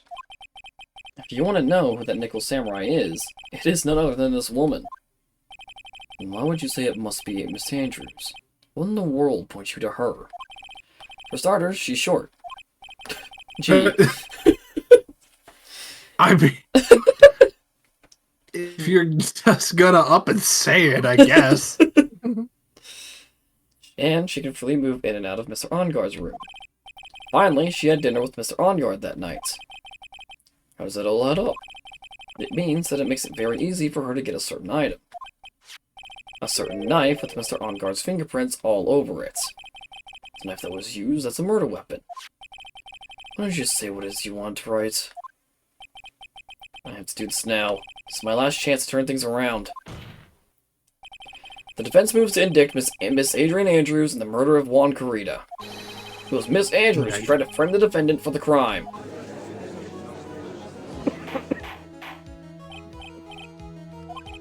Looks like this trial was the most unexpected development. Mr. Edgeworth. Yes, Your Honor. This court is issuing a subpoena for Miss Adrian Andrews. But it cannot be passed without first hearing her testimony. Alright, this is it. This is kind of bad for us. Huh? What do you mean?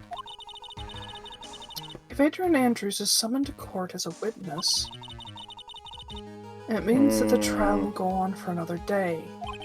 One more day? Ugh! It's a verdict today, then Maya. Now then, we shall set Miss Andrews' testimony for tomorrow. What am I supposed to do? The judge is about to adjourn the court. Now then. Please, Your Honor, continue the trial. You must pass a verdict today. I can't do that. I cannot hear Miss Andrews' testimony if she is not... I abhor wasting such valuable time. Edgeworth? Edgeworth knows what's going on. Your Honor, I request that you please continue with today's trial. But, do not continue due to this unexpected development. This unexpected development? I think you underestimate me, Your Honor. What do you mean by that? That Mr. Phoenix Wright would slave his way to subpoenaing Miss Adrian Andrews is all happening according to plan, even if Wright was a bit slow to catch on. What?!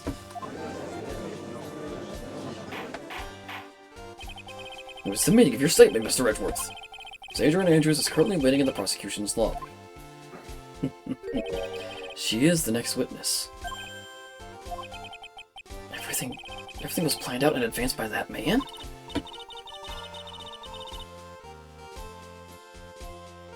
Somehow I knew there was no way Edgeworth would overlook Miss Andrews. I'm gonna Looks go to like bed. this battle have is a good far night. from over. Yeah, Have a good night. Have a good. The bailiff just drags him away. Exactly. Very well. We will call the next witness. However, before we proceed, we shall take a 10-minute recess. Please prepare your witness in that time, Mr. Edgeworth. The court will now take a 10-minute recess. Whew, that was close. Mm-hmm. Mhm.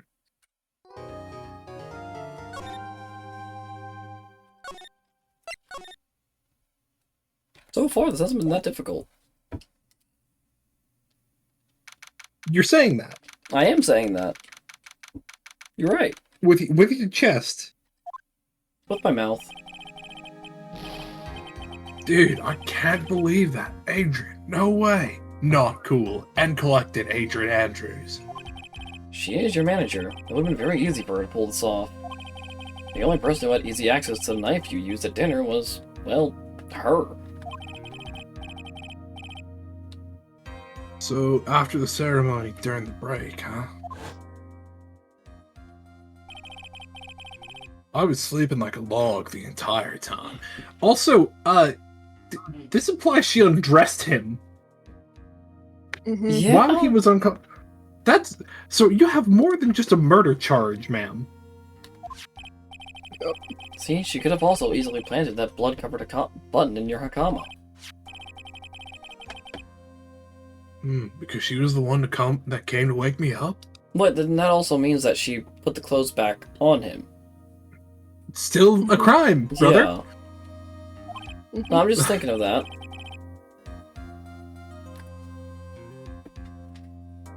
Then, dude, you're saying it really was her?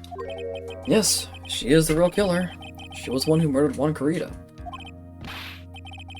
But why? I thought she was buds with Juan. She has her own agenda. Her own agenda? What are you talking about? I'm sure you'll see by the time this trial's over. It'll be alright. I'll get you acquitted by the end of today. Give me a verdict that's refreshing like a spring breeze, okay, Mr. Lawyer Dude? I hate this man. The same.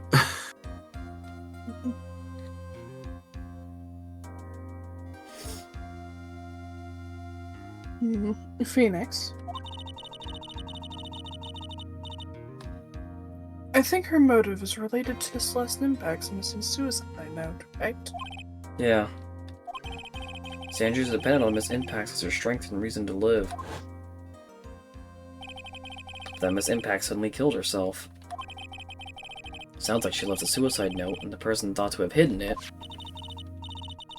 Is Juan Kurita the victim of this murder? And that's why I think Miss Andrews got close to Mr. Kurita. All to get the suicide note back. It sounds plausible. But one thing bothers me. What? Who was it that first told us about their relationship? Better stated, Miss Andrews' dependency issues with regards to Miss Impacts. It was Edgeworth.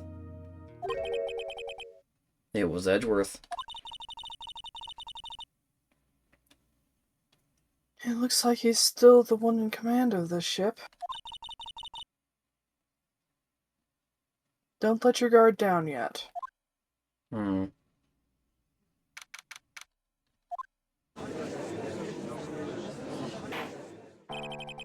Court will now reconvene. Now then, Miss Edgeworth, if you please. Prosecution calls the witness subpoenaed by this court. Thank you. Adrian Andrews, the person who discovered the crime in Mr. Kurita's room. Here's that card. What is your occupation? I am the manager of the defendant in this case, Mr. Matt Ongard. See. Now then. Before we begin, Your Honor, I have one request. Oh, yeah, sure. What is it? I'm sure everyone in this room is wondering the same thing. Would love to find out more about my relationship with the victim. After all, it was the topic of a certain weekly magazine recently. Oh, no, I have no idea what you mean. I've never even heard of Gossipland. Chad was ever a prosecution witness. He'd do all my work for me. Anyway, I was wondering if you could please tell us about your relation to the victim. Yes, I was seeing Mr. Kurita. I was also aware of the rivalry that existed between Matt and Juan. This was a private matter between Juan and myself. So it was a fry and baked matter. Or was it baked fry? Why is me a fishy? But I didn't kill him. No one is accusing you of that. I think there's someone who would beg to differ. I'm accusing you of murder. Rat. We will understand your relationship with the victim now, Miss Andrews. Very well done. Witness, please testify to the court. But what happened when you discovered the murder that had taken place?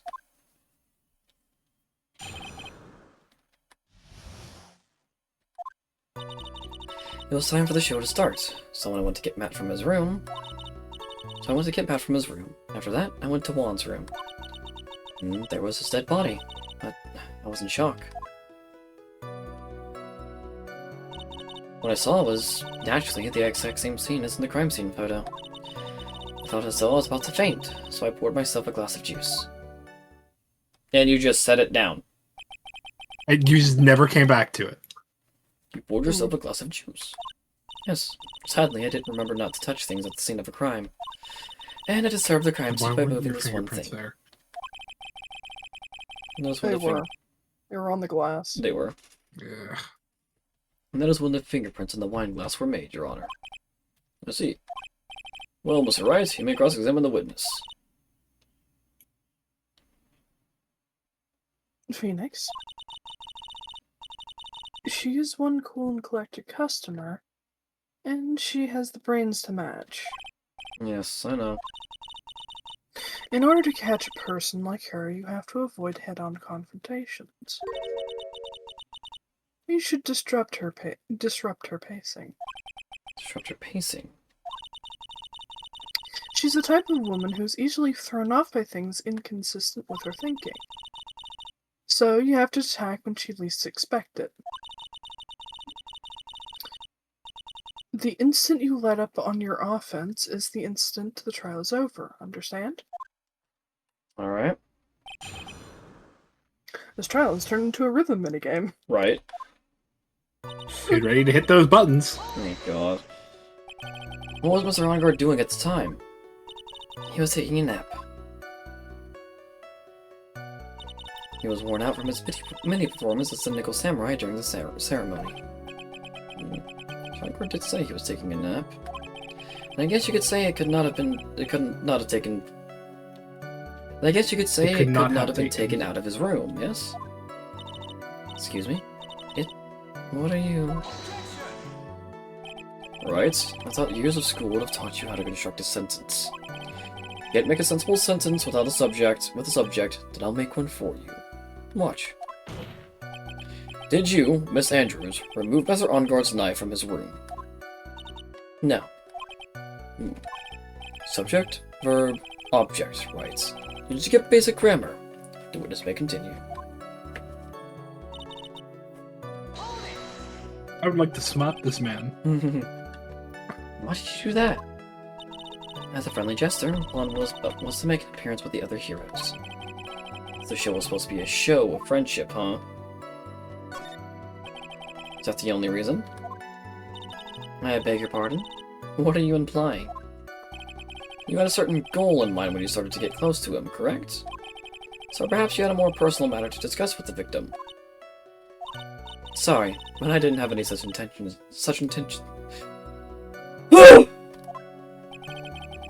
Can't get her to talk about a strong piece of evidence, I guess. Maybe we continue now. Witness, what did you see when you got to his room?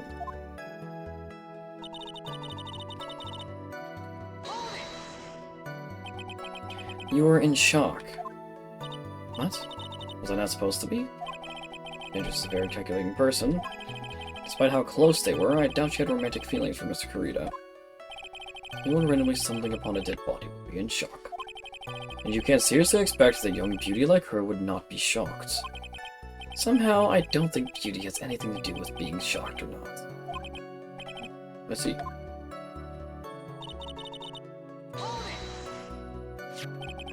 This is the photo you're referring to, correct? Yes, the one with the knife locked in his chest. And the guitar case was like this too? Yes, it was open and empty, of course. Then, what did you do next, witness?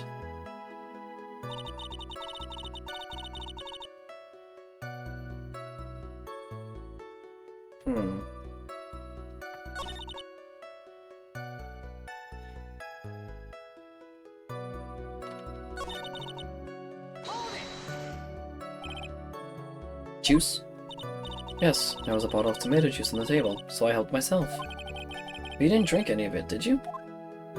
Huh? There were no lip marks left on this wine glass to suggest that anyone drank from it. I wasn't feeling terribly great, so I set the glass down, without drinking it. Miss Andrews, I would like to confirm with you one more time. When you discovered the dead body of Juan Kurita, you were in great shock. And that's when you poured yourself the glass of juice, correct? And what of it? My mind really was a complete blank at the time. Mine was a complete blank. I didn't think that was possible for you. Aren't you rude today? I was so dazed This that is just Samus. Yep. I was so dazed that I made one careless mistake. That one thing. What one thing? Never mind. It's no big deal. What was she starting to say just now? Miss Andrews! I'm convinced that, as you said, you made a mistake at the scene of the crime. What I really want to know is what this mistake was. Actually, so would I. I'm sorry. It's kind of embarrassing. When I set the glass down on the dresser, I accidentally knocked the flower vase over.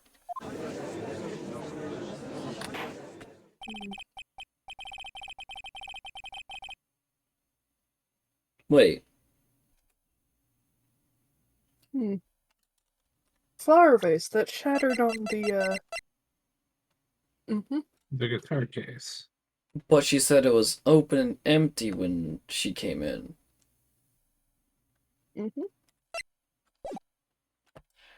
Objection! Oh, you're talking about the one on the floor in the crime photo? This mess of glass shards? It was originally on top of the dresser. But when I bumped into it with my elbow, it fell onto the guitar case. Why did you withhold such an important piece of information? I'm sorry. I thought that since the crime scene was already in disarray, you would simply assume the vase was just another part of the mess. So yet another fact has come to light here. Please add this and anything else you have to reveal to your testimony. Sorry, but nothing more to add. Didn't touch anything else. Lies.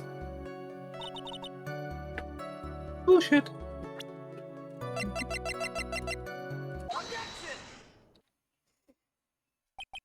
You testified that you knocked the flower vase over. Is this correct? Yes. And are you sure I fell onto the guitar case?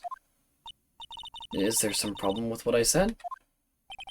It's not some problem, it's a major problem. It's true that the top of the guitar case was wet with water. However, that's exactly what is so strange. Miss Andrews, you testified that the vase fell onto the guitar case. However, if that was true, the case should have gotten wet on the inside, not the outside. It's very true. Furthermore, there was one other strange thing about this guitar case. What is that? Let's take another look at the crime scene photo. The remains of the vase are scattered on the floor. What is wrong with that? The guitar case was open when the vase fell. The glass shard should be inside, not outside the case. What is your point, right? That the case was closed at the time the vase was knocked over? Is that all? No, think back to what Miss Andrews testified to. She said that other than the vase, she didn't touch anything else. That's right. She did implicitly say she didn't touch the guitar case. But this whole matter with the guitar case is a dead end. The guitar was found at the studio. It has no bearing on this case at all. That may very well be, however. Our case does seem to have no relation to this case, doesn't it? There is no deeper meaning to the guitar case. Well, Mr. Wright, do you think we need to hear more details about the guitar case? Make her testify. Make her talk about it. The guitar case. I believe this is a crucial piece of the puzzle. I can't believe anyone would reach for straws like this. But it is you. I can't believe I'm doing this either. Alright, so I'll follow along. For now. Miss Andrews, please testify to the court about the guitar case. Yes, Your Honor.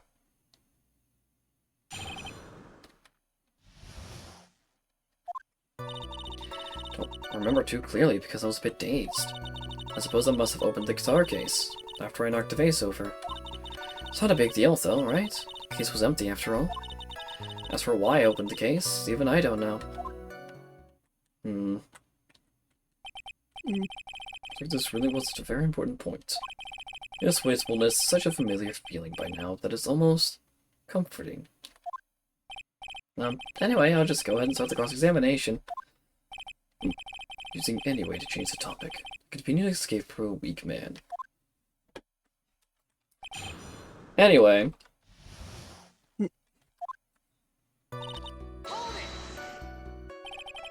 During your testimony just now, did you remember those events clearly in your mind? Well, you see. Are you sure you're the one who opened the guitar case?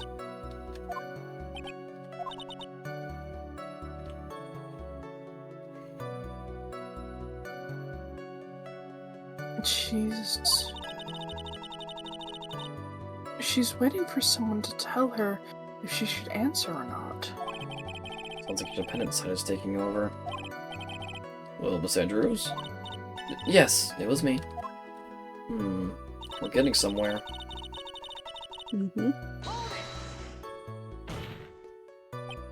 So, you opened the guitar case then? Yes, well, maybe. Why did you open the case? Huh? Miss Kurita's dead body was right there in front of you, wasn't it? I would think that the first thing you would do was call for help, not open a case. As the witness has said multiple times, when she found the dead body, she was dazed. Maybe I was curious to know if the bright red guitar was alright or not. I thought maybe the criminal took it. Why would she care about the bright red guitar? But getting back on topic.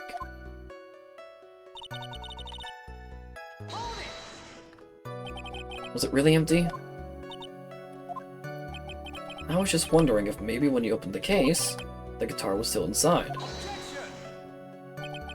How long have you been a lawyer, Mr. Wright? Have a little professionalism. Bright red guitar was found at the studio. These trials will be over in half the time if you would just pay attention. Yes, pay more attention, Mr. Wright. Sorry.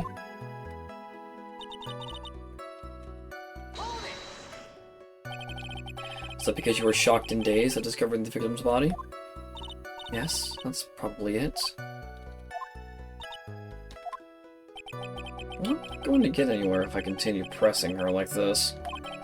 The only way to make her talk is with evidence. Guess I should give it a try. Come on, Phoenix. We can't afford to let up on her now. I wasn't planning on letting up, but... She's at her weakest now, so this is our chance. yeah, she had a weapon to hit her with. Ice Bear has an axe. I'm sure a weapon is hiding somewhere in the court record, waiting to be found.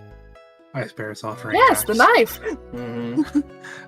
Ice Bear is offering axe. Ice Bear would like this to be over. Ice Bear has a nap.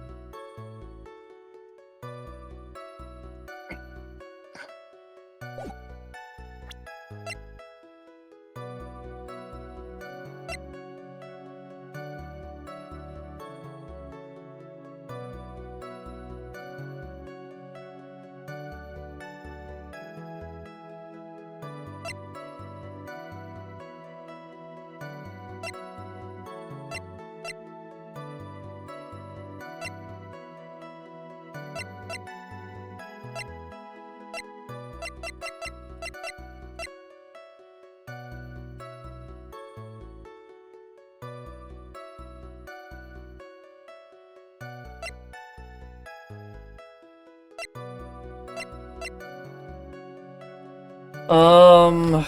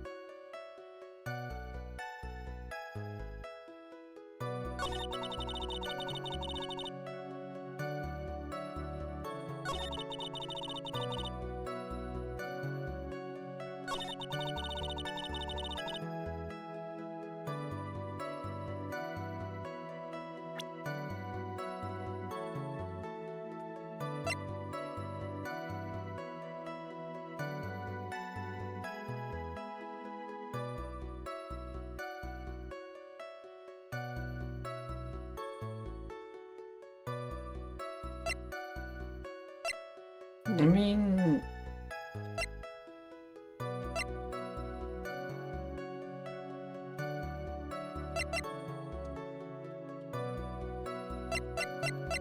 Yeah, but if she walked in there without yeah, if she walked in there without the suit, that's what I'm thinking. but then walked out, Nope. nope, wrong thing.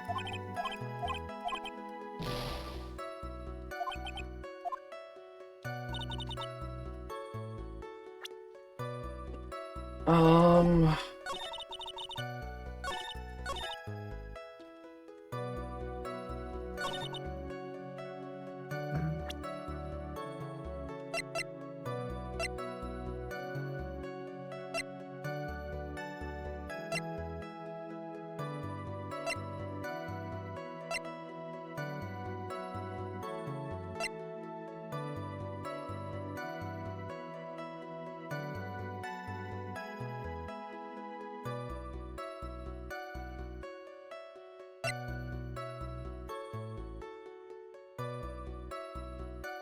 Well, if she opened the guitar case after knocking the vase over, Mhm. Wouldn't it have her fingerprints on it? yeah, wouldn't have her fingerprints on it, but the only thing that had her fingerprints was the wine glass.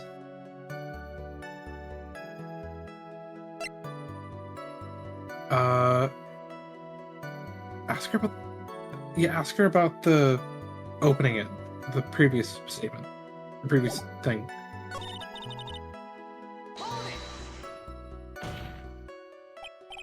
Open the guitar case then. Yes, well, maybe. Why'd you open it? Dead body was everything in front of you. The guitar case, call the police. She was dazed. Right, but she wasn't- She wasn't dazed. She was not dazed enough to pour herself a glass of fucking juice.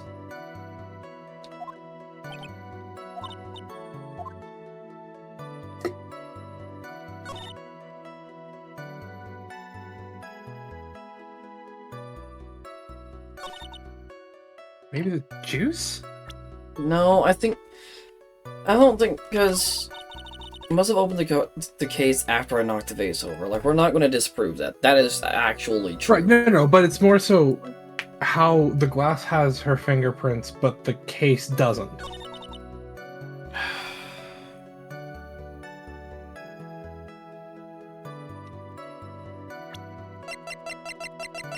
Right, or maybe, yeah, no. So, yeah, if you go back, because she says she knocks it over, Yes.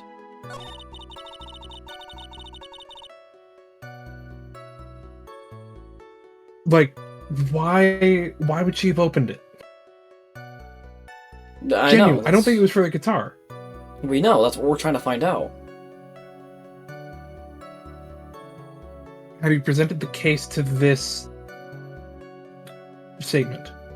I don't think I presented this one. I think it's the next one I would have presented.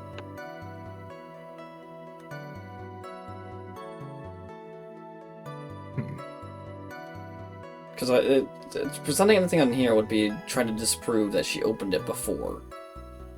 Or that saying that she didn't do it after. Which she did, more, that's so what we it- just proved. But it could also be going like, hey, why aren't your fingerprints on it?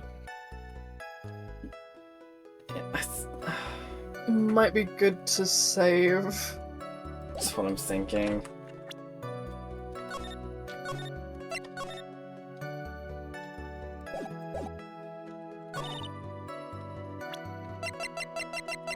See, I was thinking that too, but then it's like we're backpedaling, because we just proved that yes, she's the one that opened it after. So why would we need to prove whether her fingerprints were on there or not?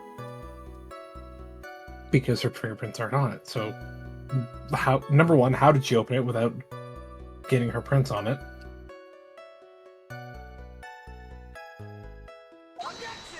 Well, I was right. There's no way you were the one...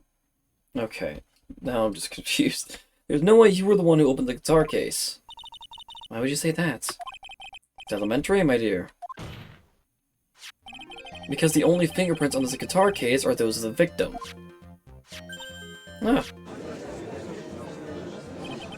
Ah, is it Miss called Andrews? You shouldn't assume that I must have left prints just because I touched the case. it. That's literally how fingerprints work. What if I were to tell you that I was wearing gloves at the time? Gloves?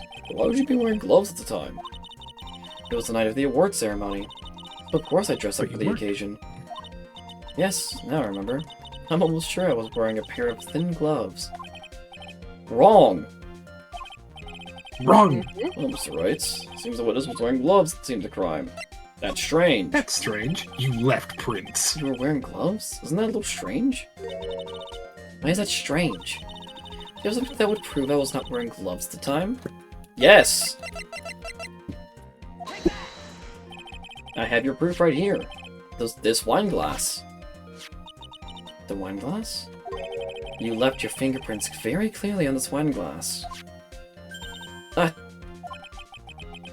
Even if you took your gloves off when you poured yourself this glass of juice, wouldn't you think it was just a little strange? That you put your gloves back on just to open the guitar case? Ah! She has another pair. Yeah, right. Glass is just shattered. Yep, frames and all. I mean, it's the same thing as the puppet's head exploding, man. True. Looks like you hit the nail on the head this time. What do you mean? I believe this guitar case plays a very important role here. But she has an empty case. I wonder if it really was empty, though. But the guitar, the Brightwood guitar was at the studio. Phoenix, drop all your presumptions. What was in the guitar case that was not the bright red guitar? I mean, it was a bright white guitar. Wait, that's not right either. It just gets kicked in the head. Yeah. I admit it would be unnatural for someone to do that. The witness was not wearing gloves, despite the fact that on the case. Your Honor, this is obviously the defense's usual misdirection tactic at work. It's Yeah, steer the usually court works. towards an unrelated topic and lull us all into its misguided. No, Your Honor, please recall that Miss Andrews had testified that the vase fell onto the guitar case, which means the case was closed when the crime took place. However, it was wide open in this photo of the crime scene. I'm sure this guitar case has some relation to the murder. If you are so sure, right, then I'm sure you could somehow substantiate your outrageous claim, correct? Please, enlighten us as to why the guitar case has anything at all to do with this murder. You do that, Mr. Wright? Well, let's suppose for a second the bright red guitar was not the only thing that could have been in the case. The bright red guitar was not being the only thing? You don't mean to suggest that a bright black guitar was inside... I would like to hit him. So you intend to push your theory that the case was not empty. Is that it, right? I wouldn't say something I didn't intend to prove. Deflate that head of yours. You haven't proven anything yet. Now then, let's have it. What was inside this case at the time of the murder?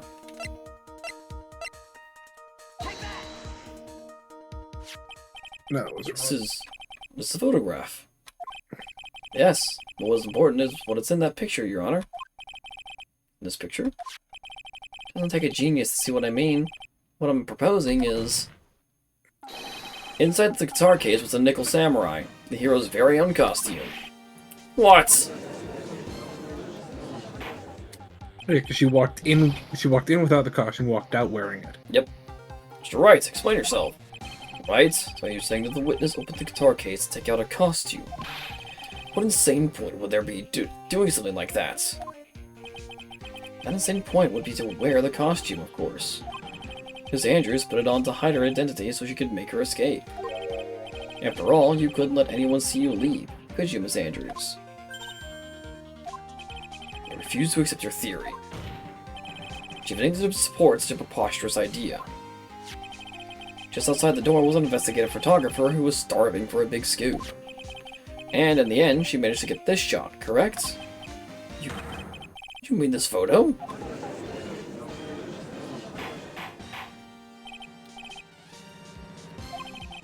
Looks like we've wandered into quite another mess again, haven't we? Nice job, Phoenix. Yeah, my strategy. Speak first, think later. It's the real murderer who's hiding inside a costume. Do what? Make me yawn. Oh, sorry. Wait 1 second, Your Honor. Nickel Samurai's costume would have been Mr. Matt Onguard's. Why would something of the defendant's be in the victim's room? Inside the guitar case, of all places. True. That is a little baffling. Mr. Wright, the court would like to hear your thoughts. What was this Nickel Samurai costume doing inside the guitar case?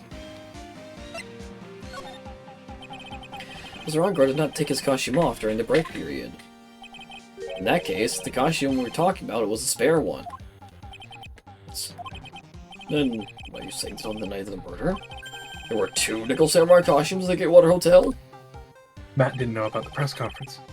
Yes, that is what I'm saying. How did you explain the costume that was inside the guitar case? I mean that the victim himself had brought the spare to the ceremony on purpose. But why? The victim, Mr. Kurita, was the Jamba Ninja. Why would he secretly bring the Nickel Samurai's spare costume with him? What could be the reason behind such a peculiar act? And therein lies the sticking point.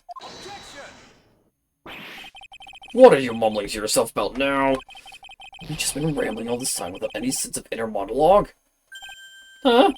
No, I just... Sir Wright, please explain yourself.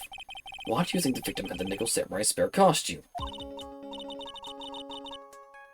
Phoenix, are you sure you can explain this one? Think carefully before you answer, and then answer with gusto. I believe in you. Alright, this is what I think. The reason the victim brought the Nickel Samurai's spare costume to the hotel was... Nope. Because Matt didn't know about the press conference. What is this? On the night of the murder, after the stage show, Nickel Samurai was going to hold a special press conference. A press conference? Yes, the Nickel Samurai was supposed to confess something at this conference. I heard about this as well. For once, you're not making something up, right? But what struck me as strange was that Mr. Onguard himself said he had no idea he was supposed to be holding a press conference that night. But how can that be? The way I see it, that can mean only one thing. The conference was set up by none other than the victim, Mr. Juan Kurita himself. Victim? Yes. The spare Nickel Samurai costume was prepared for that very conference. Mr. Kurita was going to hold the press conference as the Nickel Samurai. Or to dress up as the Nickel Samurai and hold a conference? Why would the victim do such a thing? That's something I don't quite know yet. However, what I am concerned with right now is what he intended to reveal at the conference. The Nickel Samurai was going to confess something. By confess, I'd wager he was going to reveal something about himself. Which means that Juan Kurita, posing as the Nickel Samurai, was going to speak about Mr. Matt Onguard. Yes, I guess that is what that would mean. And if that's the case, It's not a confession, that's public disclosure. Miss Andrews? I can see why you're a pro at what you do. Pardon me? Yes, just as you say. The press conference was set up by one. Miss Andrews, please offer us an explanation for this. I was the one he asked to help set it up. And the person who prepared the second costume for him. That was also me. You? One had bet everything at the Gym and Ninja this year. And if he lost the Grand Prix, he was going to make sure Matt was going down with him. That's what he thought anyway. He was going to ruin him, huh? It looked like somehow Juan had in his hands a secret so powerful that it would destroy Matt's acting career had it been revealed. What? Do you know what the secret of Mr. Ongar's is, Miss Andrews? That's something only Juan knew. I don't know what it is. Let's see. I've probably been coming off quite suspicious to everyone. But that's to be expected. I've been trying to protect Matt, after all. Mr. Onguard? Yet again, another strange bit of truth comes to light, it seems. Miss Andrews, if you could, please tell us the truth about your behavior. Yes, Your Honor. I understand.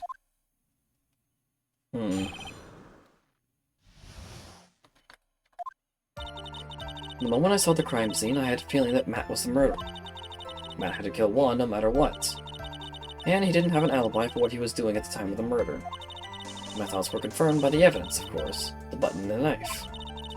But I'm Matt's manager, so I felt that I had to protect him.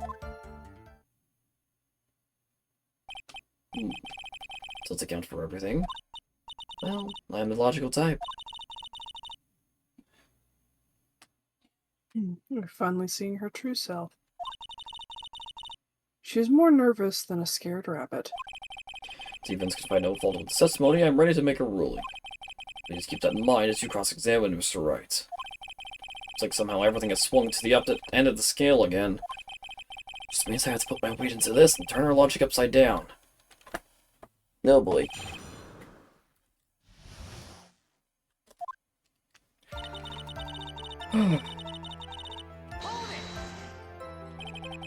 So that was your intuition speaking to you?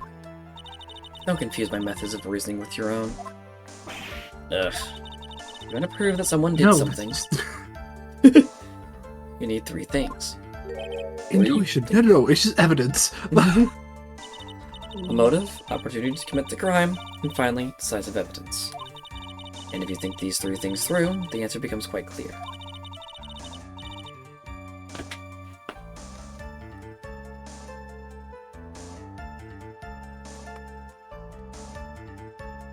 You should have already known that, Phoenix.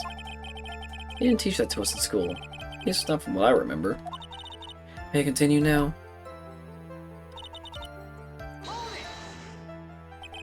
So would you say this need came from the press conference? Yes. Do you know why Juan chose that event in that hotel for the conference? Because that was when he could cause the most damage to the public's beloved Matt Onguard. You knew this plan, didn't you, Miss Andrews? Yes, because I was the one who set up the conference and prepared the costume. But I'm sure Mr. Onguard himself didn't know anything about the press conference. Oh, really? Can you show me any proof that he didn't know about the press conference? Anyway, the important thing here is that this information was not in your testimony. Yes, Again, trying to prove a negative. Miss Andrews, please correct your testimony if you please. Grasping against straws now, are we, Mr. Wright?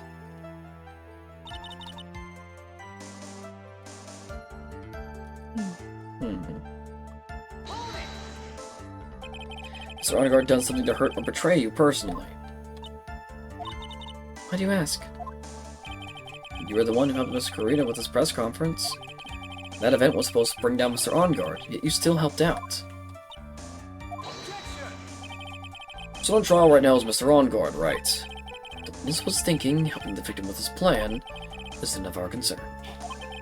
In any case, this means that the defendant had a motive to kill. Why do I keep doing this to myself? I'm starting to think you like doing this. I'm going to keep pressing just in case. Did you already testify earlier that Mr. Ongard was taking a nap in his room? Are you telling me now that that too was lies you could cover for Mr. Ongard? I'm not telling you anything of the sort. When I went to get him for the show, he honestly was sleeping. However, as to whether he was sleeping the entire time, that I cannot say. I was too busy setting up the stage at the time. Keep trying, but I can find no flaws with what Miss Andrews said. Can't say the same for some people here in this courtroom, however.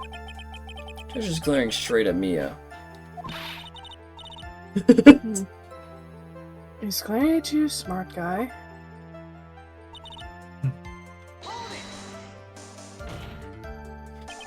You can hardly call the knife decisive evidence. The fingerprints on the knife could very well be a clever camouflage. Then, what about the button? Button? It's clear from the crime scene that the victim and the murderer fought. During the fight, their killer ripped the button from the Gem Ninja's costume. What about this button, correct? That button was found in the pleats of Matsukama. Isn't that correct? I would think that makes it very decisive evidence. Ugh. Think you're outfoxed again, Mr. Wright. Anyway, knife doesn't prove a thing. Please fix your testimony. I can't stand the sight of a man who can't gracefully accept his defeat. Don't look at me like this. Thank goodness Mia can still look at me. With a nice stare, yes. But you're on the right path. Miss Andrews, for Mr. Wright's sake, please add this information to your testimony.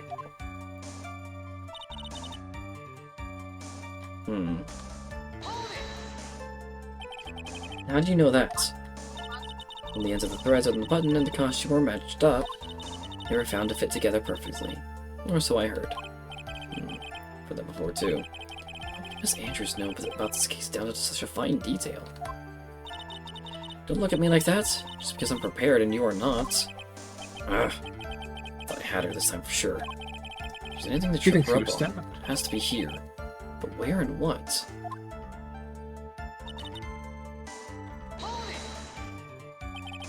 But what you really did was stab the guy in the back, didn't you? At the worst possible time. Who's to say she really stabbed the guy in the back, as you put it? This witness could have disclosed things about Mr. Ongard at any time. Why then would she wait until there was a large audience before doing so? It's the same reason why Mr. Kurita planned such an elaborate conference. Miss Andrews wanted to cause Mr. Ongard as much damage as she possibly could. This witness bears ill will towards the defendant. This isn't the Phoenix Wright Wax Philosophical Power Hour. And please, stop slandering the witness. As I expected, Miss Andrews' testimony seems pretty solid. Really? Because to me, it sounded a little wishy-washy. Wishy-washy? Well, I guess we'll see if I press a little more. How do you know? You should know this by now. But you'll need strong, decisive evidence to make her talk. Got it, Chief. I'm gonna pin you down this time, Miss Andrews. I'm sure there's a lot of people who would like to do that.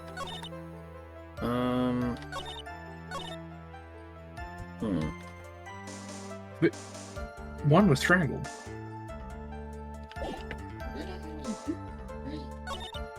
The way she's describing it, it sounds like he was stabbed. She thinks he was stabbed.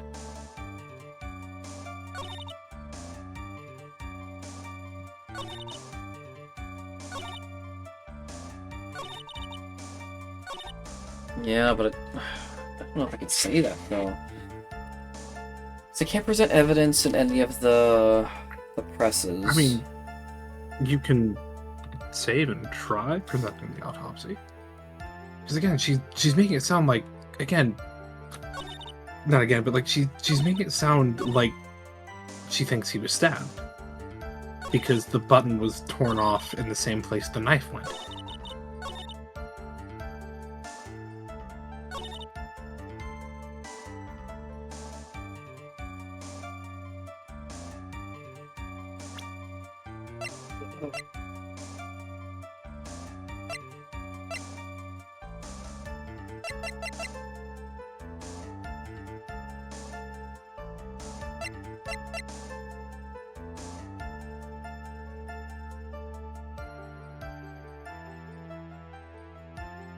Yeah. Yeah, because he would have to do that from behind. Yeah. This is the victim's autopsy report. Clearly states that the cause of death was strangulation by a scarf. Strangulation? The knife stab to the victim was done after the victim had already died. What does that mean? Let's examine the evidence. This button has the victim's blood on it. It would mean that it was ripped off of the costume. When? After the knife was stabbed into the victim. Exactly. Which means it is impossible that this button was torn off during the victim's final struggle, because the victim was strangled to death in that fight. Ah. That's right, Miss Andrews. There is no way this button was ripped off during the struggle. This button was consciously pulled off of the victim's body, already dead body.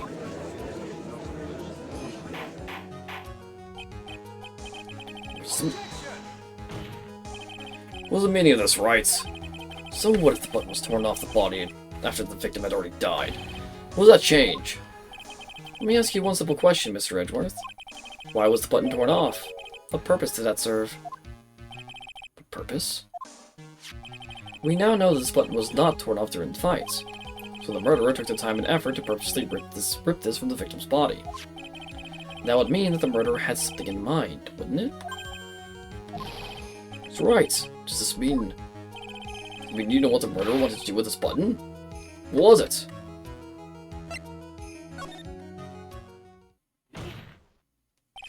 There was only one logical reason for doing something like that. It was to pin the crime on Mr. Enguarde. There was no way anyone would put a bloody button in their own pants. That's right. Mr. Enguarde was set up. By the real killer, of course. And the real murderer is... well, Mr. Right? Well, the world is a real killer, then. Finally. Can't believe I managed to bring this trial all the way up to this point.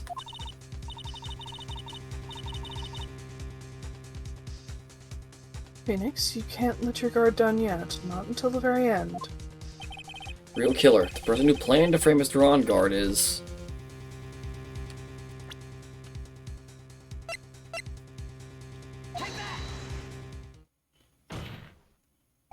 Miss Adrian Andrews. I choose you. You are Miss Corita's killer. What?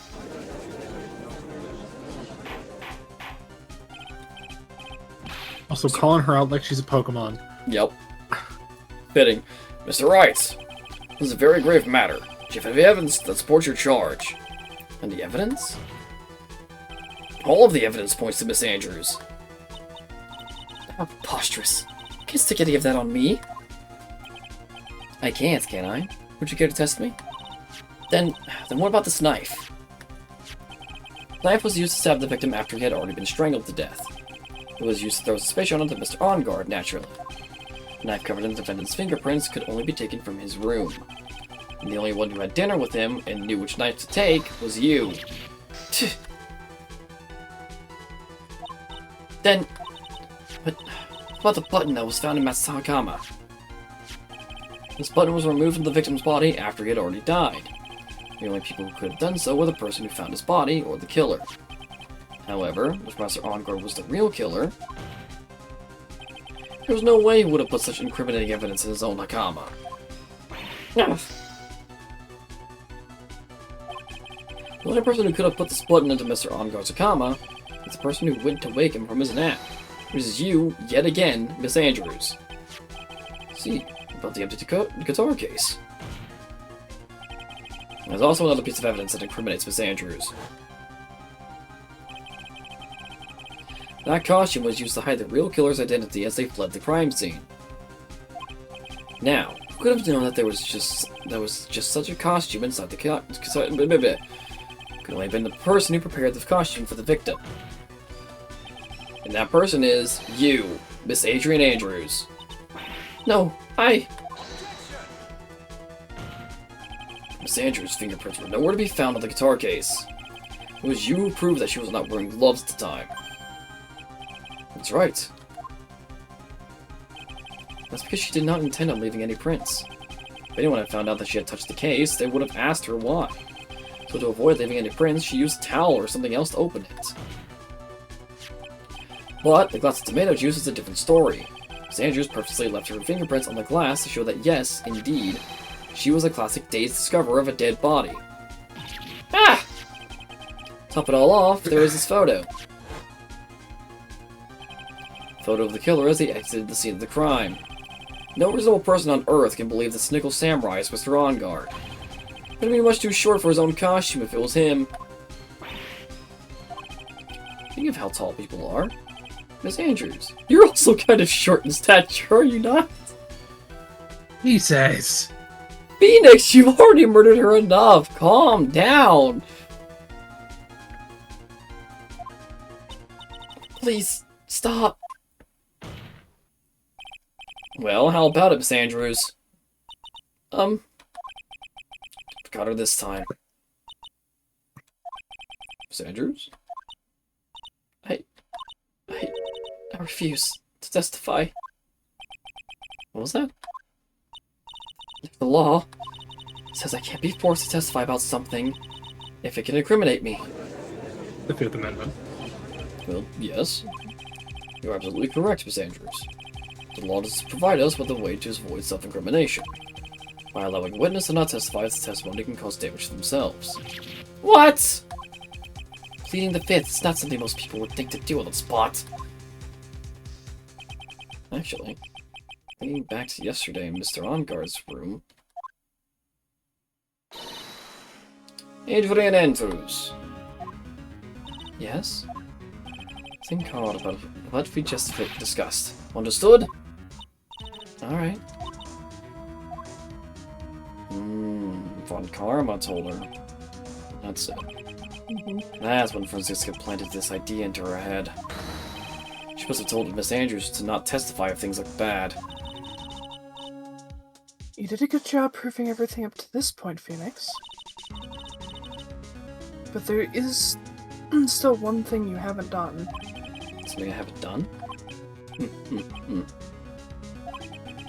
What's wrong, right? Are you finished already? Run out of evidence? What's so humorous, Mr. Edgeworth? I'm sure you realize this as well, Your Honor.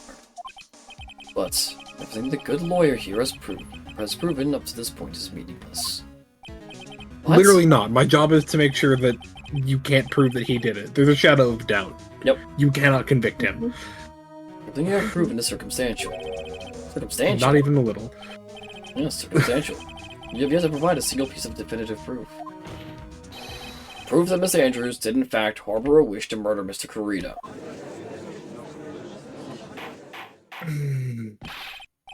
Miss Andrews, do you want to kill Mr. Kurita? I believe this may lead to me incriminating myself, so I will abstain from answering.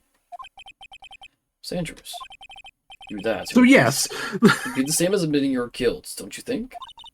Maybe so, maybe not. There's nothing to prove it either way. Besides, you don't even know what crime I would be guilty of due to my silence. Oh! Murder? That defiant attitude again. Mia, what should we do? But somehow, we've landed in the worst possible situation. Great.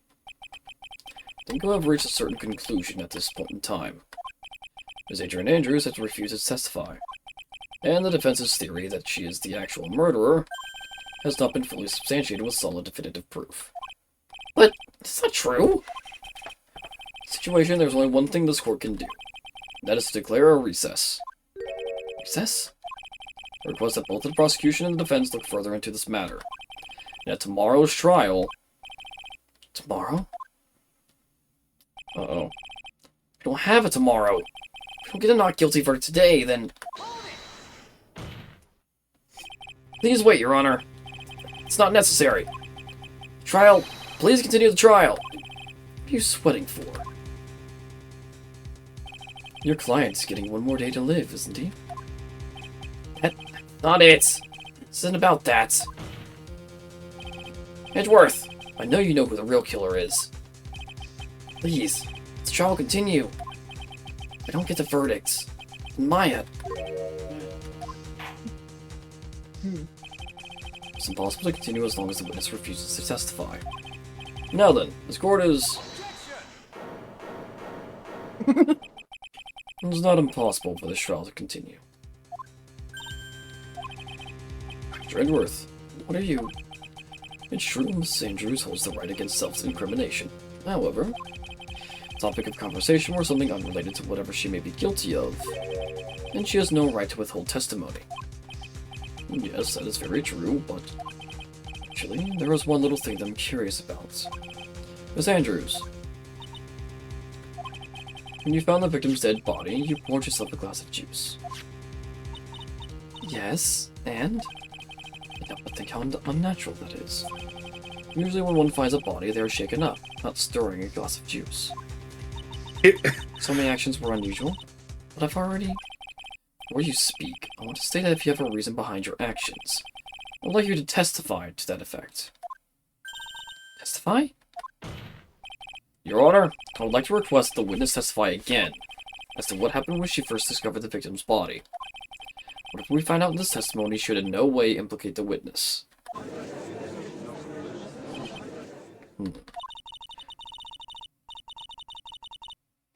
I don't know what this is about, I don't know what it is about Edgeworth today, but I can't get a good read off of him. Is he friend or foe? I just don't know. Court acknowledges prosecution's request. Ms. Andrews, if you please.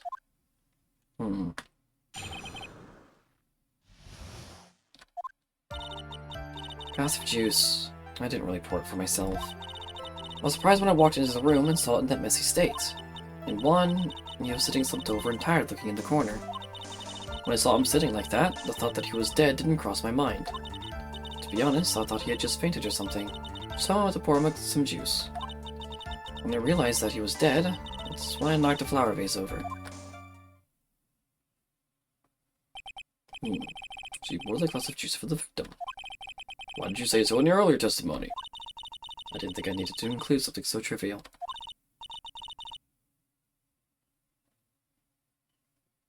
Phoenix, please be careful here. If you can't find anything wrong with this testimony, then there's nothing left. I know. Edgeworth, what the heck's going on in that brain of yours? Now then, Mr. Wright, you begin your cross-examination.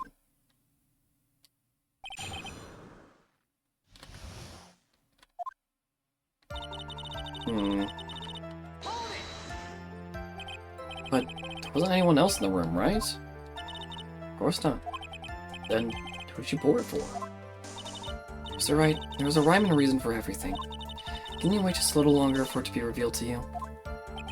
In other words, right? Be quiet and listen. Precisely. I could have said it better myself. Ugh. I do gotta head out and go to bed. I gotta get up in the morning. No! Brother, I have work at like 8:30 in the morning. I need to yeah, I need to be up to like shower and things. Just call in. No. Phoenix Wright is more important.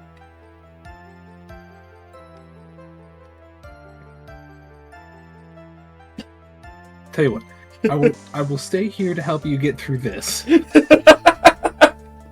This will not take long. No, it shouldn't. So it was a mess. Are you sure it wasn't messy because of your fight with Mr. Kurita? I understand your frustrations at not being able to prove your theory. However, before you go accusing people of crimes, go find yourself some evidence. And then, what did you see next, witness?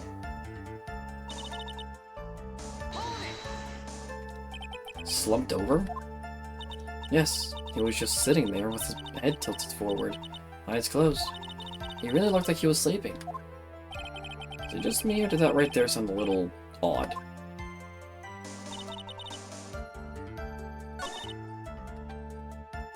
You didn't notice the knife? You didn't notice the... That's not it. Nope. I think that's the wrong statement. No, because she would have had every reason to think that he was dead because he had the knife. Yeah, that's what I'm saying. Yeah, but that's the You wrong. might need to use That's the the wrong knife statement, I think. instead of the. Because of the next statement, she says she had no reason to think he was dead. Yeah, let's try it on this one.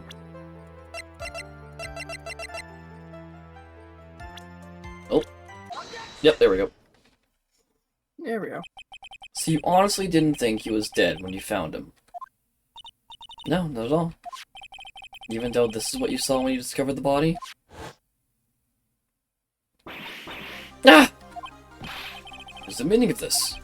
Isn't it obvious, Your Honor? There was a knife sticking straight out of Mr. Kurita's chest. Anyone who saw this scene would have immediately thought that here was a dead man. That's... well, you see... I doubt a single person in the world would mistake this for someone who fainted. And then so nonchalantly go pour something to drink. Your point is... Miss Andrews, your testimony just now, it was all one giant lie. The lie has proven one thing very clearly. That you are the real killer. I can't. No! Frames and all exploded again. How many spare glasses she got? A lot. The defense has somehow brought the ugly truth to light. The defendant, Mr. Matt Enguarde, is not guilty after all. It's impossible. You're wrong. Miss Andrews, try to have some composure. It wasn't me. It wasn't me, I tell you. It was Matt. I swear it. He's the one who killed Juan. You were the one who refused to testify. Your reason for not doing so was that you might end up incriminating yourself. That's because... Miss Andrews, I will give you one last chance. What exactly are you hiding that may incriminate you? I refuse to testify. Guilty. And there is no need for this court to continue any further. So Matt Enguarde's innocence has been clearly demonstrated. Is it over? Have we found the truth at last? What's wrong, Phoenix? Usually the real killer confesses his or her guilt. Now that I think about it, this is the first time someone hasn't.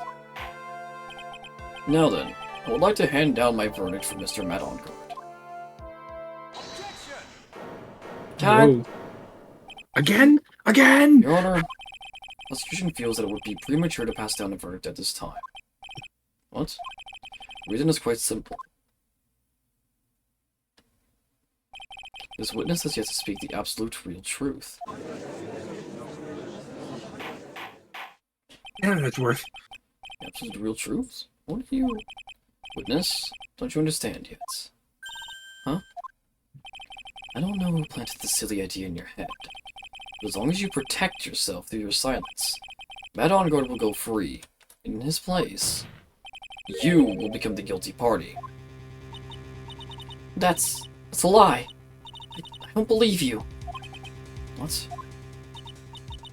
I was told if I spoke, then it would be all over. Matt would never be declared guilty. What in the world is she talking about? She lost it? Nope, Can't it's Von speak about Karma. it. I'm too scared. It's Franziska von Karma. Huh? Don't you remember, Phoenix? Miss Andrews lives by gripping tightly onto the words of another. And because she doesn't have the strength to believe in herself. Then, right now, Miss Andrews is... Yesterday, she was tossed a lifesaver by Miss von Karma. Don't say a word no matter what happens. If you do, Matt Enguarde will be acquitted. Miss Andrews undyingly believes in those words right now, and is clinging on to them. What should we do? This is the first time I've ever come across anything like this. Miss Andrews has to be the killer, right? All we have to do now is get her not guilty. My only priority. It wasn't me. I'm begging you, please believe me. I didn't kill Juan. Help, please, someone, help me. Mr. Wright? Yes, Your Honor? Or can't continue like this. Therefore, I'd like to hear what you intend to do. I intend to do? What am I supposed to do? What am I supposed to say? Right. Suggest you think very carefully about this. Think about what this witness did and what she did not do. And think about who is the real mastermind behind this crime. Who's the real mastermind? It's not obvious. What else it could be except the woman crying over there? Right? Come now. What will you do? What kind of man are you, Mr. Phoenix Wright? There are two endings to this game. This is the split for the two endings, isn't it?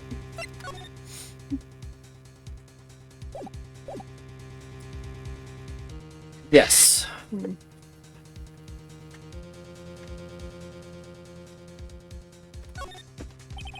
No matter what she says, Miss Andrews is the only person it could be.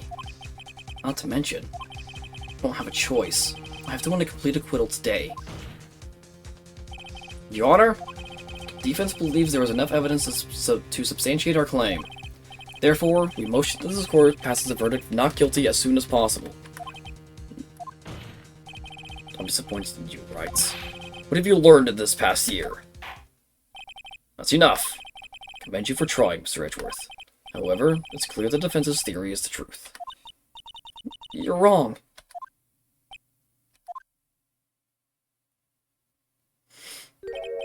What a shame. I'd hoped things wouldn't come to this. However, what is it, Mr. Edgeworth? Miss Andrews, she absolutely refused to testify. Falls on my shoulders to disclose this to the court. Stop! Mr. Edgeworth. Okay, I guess I was wrong. That was not the split. Huh. Okay. She has a what? This witness? How should I put this? She has an illness. What? Because of this illness, she has tried to commit suicide in the past. Stop. Please stop. Oh. No matter how much you want to hide it, it's no use. I have the evidence right here. It's no use. That's the second part of the suicide report. The attempted suicide report. What will you do now, witness? You know what I'm about to do, don't you?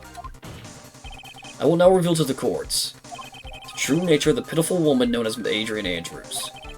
Secret of her dependent nature. Having other people know about it scares her more than anything else in the world. Please, please stop! I beg you! People find out. I'll... If you're going to say you would choose death, that is of no concern to me. Edgeworth, why are you be so cold? However, before you die, I will pull the truth from your still breathing lips, no matter what I have to do. So, will you tell the court yourself, or shall I? Either is fine with me. I'll talk, but please, help me. Nothing matters anymore.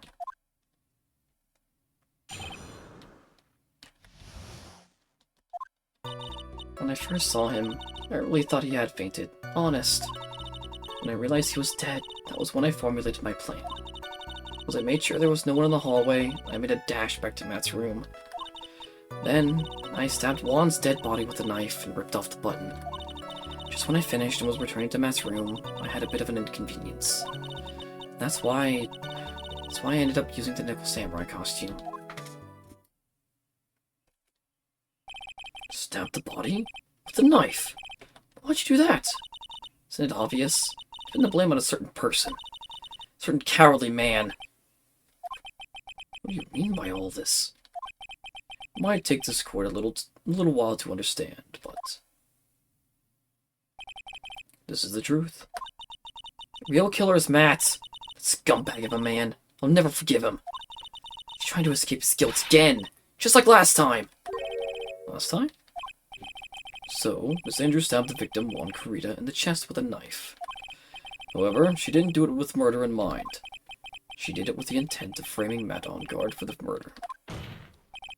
And this Still a crime, buddy. is her crime. Yes, still a crime, but she's not the killer. What? How is this possible? I mean, wasn't Miss Andrews supposed to be the real murderer? Mr. Wright, please get over your shock and commence cross-examination. No, the killer is the real murderer. We all know this. That's why he's the killer. Right? Mm-hmm.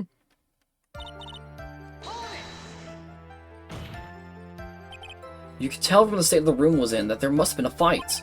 Are you telling the truth when you say that you did not know he was dead?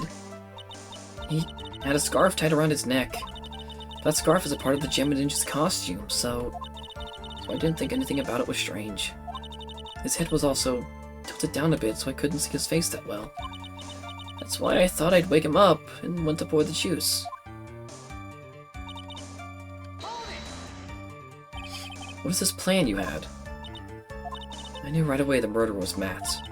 I knew because, one, he was going to expose Matt's weakest weak point to the world. So Matt did this to stop Juan and silence him for good.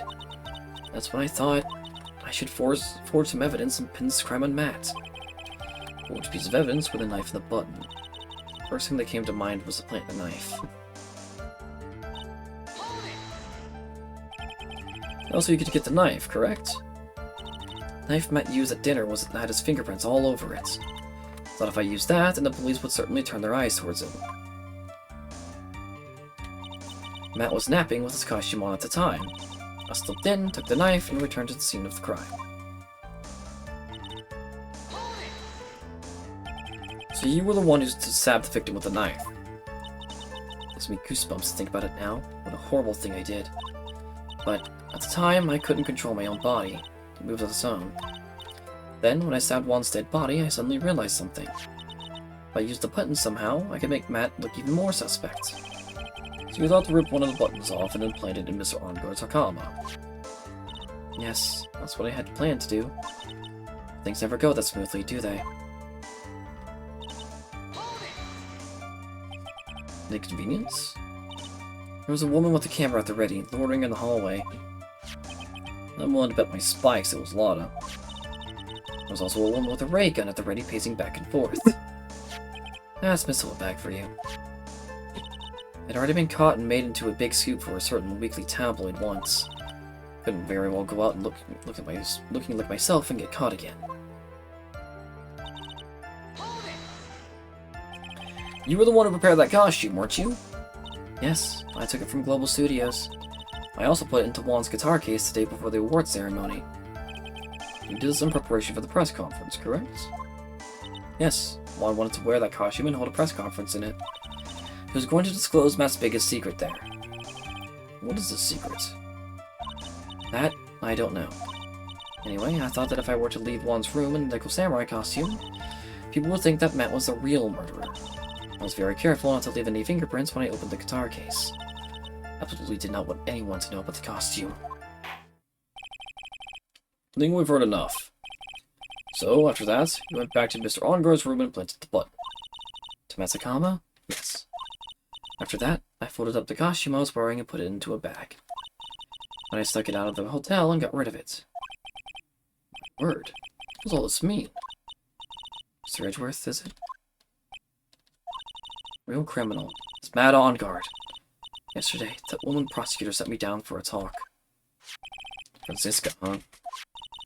She said that I should, under no circumstances, confess to what I had done. If I just kept quiet, then Matt would be found guilty for sure.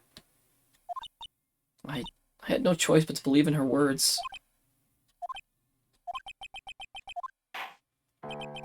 What this witness has done is clearly unlawful. However, as long as her testimony stands, you can be certain she is not the real killer.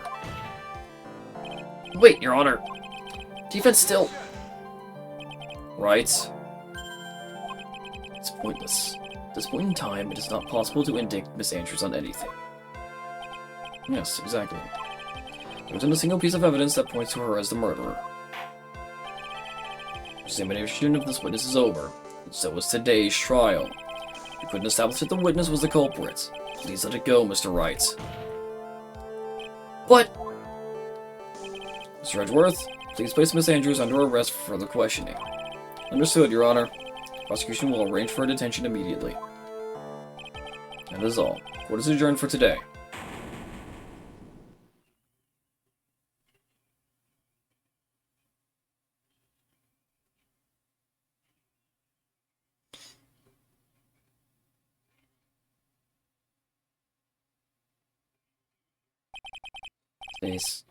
Today's trial.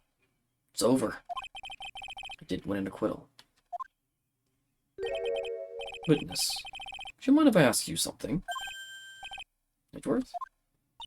What is it? When you leave court today, I wondered if I might look at one thing. The card in your hand. It's had my interest for quite some time now. What exactly is it? Oh, this? Mr. Wright also asked me about this. Although I didn't remember at the time you asked me about it, Mr. Wright. I remembered it just now. I found this in the room on that day. The room? That day. Yes. I found this card when I discovered Juan's body. It was lying there right next to him.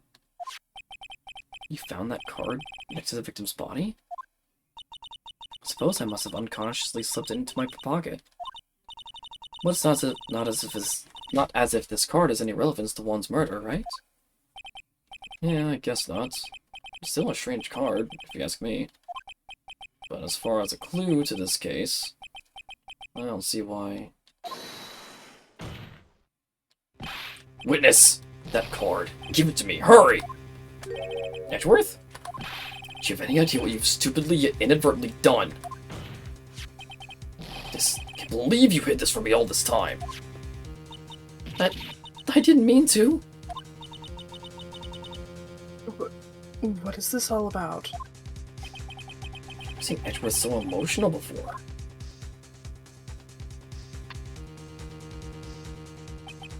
That card. What in the world is it? What does it mean? A calling card. At least I think so. Mm-hmm. To be continued. Oh, bye. I'm going to bed. The Have a trial's good over. night. I'm going to bed. Have a good night. Have a good night. You as well. See you back here next week, I guess. Yep. What?